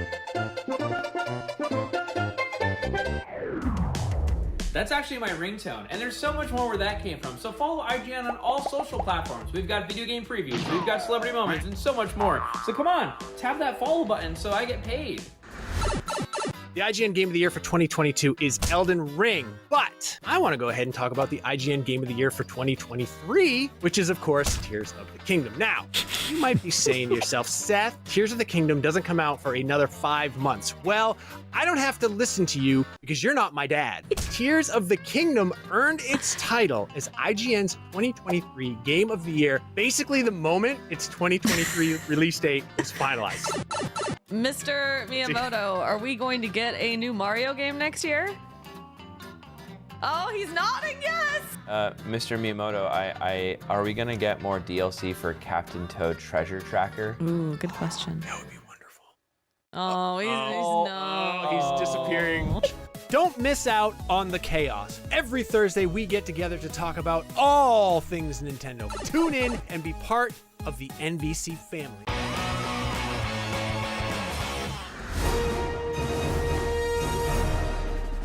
You've shown incredible resolve, Trooper, doing your part for the mobile infantry of the Terran Federation. But it's time to take the next step and join the elite in the Deep Space Vanguard. Will you rain death from above as an assault unit? Provide additional cover and suppressing fire as a heavy infantry? Or support troopers with medical aid and critical resources? Whatever your strengths, the Deep Space Vanguard is the place for you. Once your boot's on the ground, the infestation will feel relentless. We'll need you to gather resources and establish footholds so we can take back colonies for the Federation. Let's get to work, Trooper. We need some defenses here.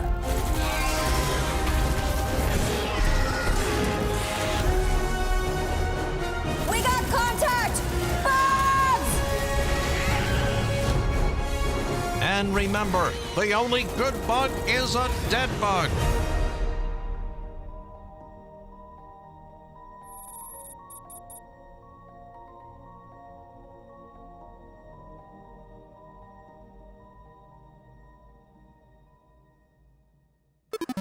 Up next, The Ark is a bold new space survival show coming to Sci-Fi. Let's sit down with the folks behind it to see how it all came together.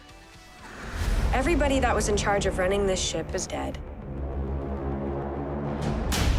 It all falls to us now.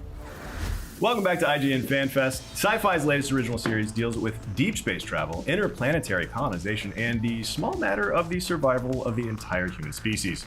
So here to talk about their new show, The Ark, showrunners and executive producers Dean Devlin, Jonathan Glasner, and from the cast, Christy Burke, Richard Fleischman, and Reese Ritchie. Guys, thanks so much for being here. Thanks for having us. Thanks. One of the things that struck me about the show is you guys have very cool looking spacesuits from a production design perspective. What can you talk about some of the inspirations? Because there's been so many spacesuits, frankly, in all of science fiction. So this is inspired by one that's actually being developed at MIT. It grabs onto every artery of your body so it can control your blood flow, and it tightens up. And then the helmets, we wanted to do something where the helmets had the oxygen tank as part of the helmet instead of the standard one on the back, because we wanted to keep the thing on the back for moving around for EVAs. Got it. Cool. And in terms of, it's got to be one of the perks of being an actor. At some point, you just have to be stoked about, like, isn't it fun that I get to wear a spacesuit all day? On a daily basis. Yeah. We're just like, is this real? We get to put spacesuits on and walk through doors. I go, And then, I mean, in terms of just, I don't know if you guys are gamers or anything, or movies or anything. Like, in terms of, are you? Like, okay, then where do these suits rank for you then? It's super cool, you know. It's and to know that a lot of our tech is from original, like real life sources, because a lot of these sci-fi things they're completely pie in the sky. But what's really cool about what Jonathan and Dean have done is they've linked it into something that's actually tangible and real, and just kind of notched it up a little bit. We're 100 years in the future, so we haven't. A lot of shows are like 2,000, 3,000 years ahead. So this is kind of, it's cool when you watch it. You feel like it's somewhere we could perhaps go to. Right. Yeah. Now, Dean and Jonathan, you guys obviously you're no stranger to the genre sci-fi. What is it about the tropes that you get to play with in a show like this that you really love? Tropes. Big word. What tropes? I don't think we have tropes in the standard space show way, because we don't have tricorders, we don't have laser weapons or any kind of fancy weapons at all. It's all based more, it's a little bit more like Mars, the movie Mars, or it's a little more based in reality. Yeah. But we get to play with all the fun of, sucking people out into space and, Yeah. those kinds of tropes. Yeah. No, it's really cool. And we have sliding doors as well. Oh yeah, that's a trope. Whenever we walk through the sliding doors, we're like making noise. I just love the doors, man. What can I say? Like, You're I guess when you're a kid and you're watching these things that we all fall in love with, yeah, everybody doors are never as exciting in real life. They just open and they don't make a noise. You see them on the telly, it's like, right. And then when that's actually happening, and you're doing that like a first fight sequence, or you're doing or some cool thing, flying some space shuttle or something, and the noises and the lights and stuff. It's just like you're living bucket list thing. When you're prepping a show like this, you're dealing with all of the realities of doing a television show and dealing with your budget, and so it's kind of very intense. And then you suddenly walk onto the set and you're 12 years old again. Immediately. So I mean, we're talking too about between spacesuits, and there is some hard science fiction that's being woven into this. And particularly the premise of the show, like Earth is dying and we need to go find a new place to live. And so can you talk about like weaving some of that hard science fiction in with some of like the bigger sci-fi sandbox kind of world that you can do a lot. There's a lot more freedom to do some sort of more fantastical stuff. How is it to balance a show like that? Well, I think that's the fun of science fiction, is you can talk about issues that maybe you can't talk to your uncle about over dinner, but you can discuss this episode. I met my uncle. I grew up, a fan of the original Star Trek. And, the original Star Trek was about the Vietnam War. It was about race relations, but but they never said it. Yeah. So suddenly people who couldn't agree on anything could have these discussions. So for us, we're able to tap into certain issues, certain things going on, and discuss it in a way where it's not so hot button, where people suddenly can have a discussion over it. Yeah. Everybody's got all the secrets, and you're slowly revealing who's telling lies to who and why and all this stuff. How much of that did you know from the start? How much of it did you want to know? Do you want to know other people's secrets? How much of it was playing like that? This is actually quite cool, because we were all sort of taken into the room by Dean to tell you a bit of information about your character that only you can know. Don't tell anyone. Absolutely do not tell anyone, which has never happened to me on any job before. And it's quite obviously hugely informative as an actor in your own character, but then to have those secrets and keep them the way we did, and then have it revealed to everyone tell each other. The thing. That was really cool. And also to be in the car on the way back from each set and have other. your like colleagues go like, I think that X, I Y, Z, know your and secret. I'm saying nothing. Yeah, it was cool. It's really that's cool. Great. That's great. So how long do you see this show going? And also, if I can just, I guess this is the part of the interview where I pitch you an ending to your own show. Is there a version of this show where they don't make it? Like, is that the type of sci-fi kind of thing that you, like, in terms of like using science fiction to make statements that aren't necessarily explicit, right? Well, is that something you would be interested in? I would say to you that this, and this may give away where we ultimately get to, but we're optimists. And there is a trend now of super dark and super edgy shows. And I get it. They're very compelling and fun to watch, but it's not what I'm really interested in. And I think Jonathan and I share this, in that this show is really about the triumph of human spirit. That, look, we just watched the world go through a giant pandemic. and it brought out a lot of conflict, but it also brought out the best of people. And I think ultimately we triumph over our conflicts, and that's what this show is all about. Fun to play it that way? Yeah. Absolutely. I mean, the thing is, when you've got guys like Jonathan and Dean in the driving seat, we can all just take a back seat, and the experience in this genre, particularly that these two bring to the table, is just a real privilege for us to be in a position to kind of be part of the show, and that's certainly how I felt getting on board. Okay, let's not kill his character. Yeah. Did I get away with it? Yeah, you did it. Oh, I thought you were gonna All right, he lives. The other two, you're still on the block. Okay. Well, so the arc is airing right now Wednesday nights on Sci-Fi. We're 3 episodes into the season as of right now, and you guys brought a clip from the next episode of the show. So let's take a look at the clip, and we'll come back and we'll chat about it for a second.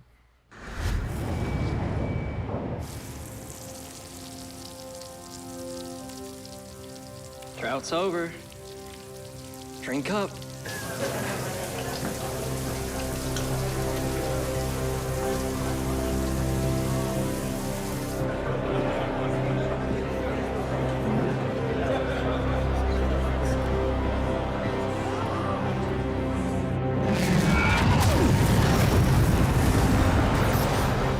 Good news, that was the sound of our engines coming back online.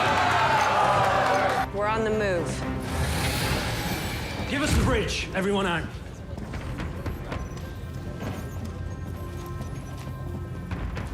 What's this about? We found evidence implicating a suspect in the murder. Well, who is it?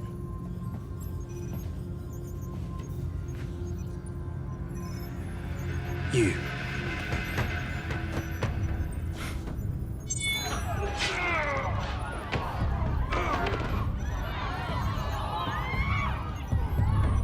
I don't know what this is. Bullshit. Jasper saw you kill a man. You know what that does? It gives you motive in his murder. Yeah, well, it must be fake. That's not me. I have no choice, Lieutenant. I'm putting you under house arrest. Felix, that's not me in the video. I didn't kill anyone. So it's obviously this is an example of what we were sort of talking about earlier about the water crisis has been ended, but then like here we go into the next thing, right? Yeah, I mean, I think the interesting part of a show like this is that it's a pressure cooker. And, to some degree, the ship in itself is a microcosm of our whole world, but everything is intensified. So every suspicion is a bigger suspicion. Every secret is a bigger secret. And then when real secrets come out, they're under so much pressure to deal with that while trying to stay alive. Right. It's not really a bathroom break kind of show. It's not like you can't really go, I'll come back in 5 hours, I'll just make a cup of coffee and come back. It's like it's going 100 miles an hour the whole time, which is it's a thrill, and it's quite a lot to deal with. There's a ton of humor in there as well, though. There's a lot of light relief, which is real fun. Well, thanks again for being here, and congratulations on the show. That's all the time we have today, but I want to thank once again Dean Devlin, Jonathan Glassner, Christy Burke, Richard Fleischman, and Reese Ritchie. Be sure to check out The Arc, which airs every Wednesday at 10/9 Central on Sci-Fi, streaming the next day on Peacock. And stick around IGN for more FanFest. Well, that just about wraps us up on day 1 of IGN FanFest 2023. We hope you had a ton of fun hanging out with us today. But the party doesn't stop here, because tomorrow brings a whole new day of IGN FanFest, and you won't want to miss it. Tomorrow we've got more games, including Diablo 4, Redfall, and Lies of P, as well as interviews with some of the key players behind huge movies and shows like Scream 6, Cocaine Bear, Star Trek Picard, and Dungeons & Dragons Honor Among Thieves. That's an incredible lineup, and if you can't wait for it, we've got some great stuff to keep you busy until then. Head over to IGN's Steam page and add some of the games we showed off to your wish list. You can also swing by the IGN store and grab a t-shirt, or sign up for IGN Rewards for exclusive offers and free video game codes. And as always, you can keep up with IGN on Twitter, Instagram, Facebook, YouTube, and over on our TikTok, you can find quick recaps on everything you saw at day 1 of FanFest. So from all of us here at IGN, thank you so much for watching FanFest Day 1. We'll see you tomorrow.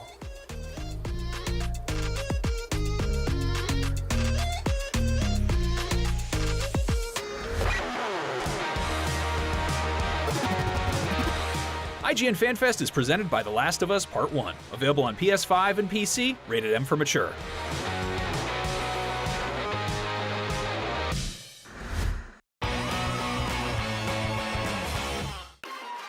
Tune into IGN One on your smart TVs for the latest news on your favorite releases, gameplay exclusives, and all the entertainment you can handle. Cinefix on IGN One, your friendly Friday night home for film fanaticism.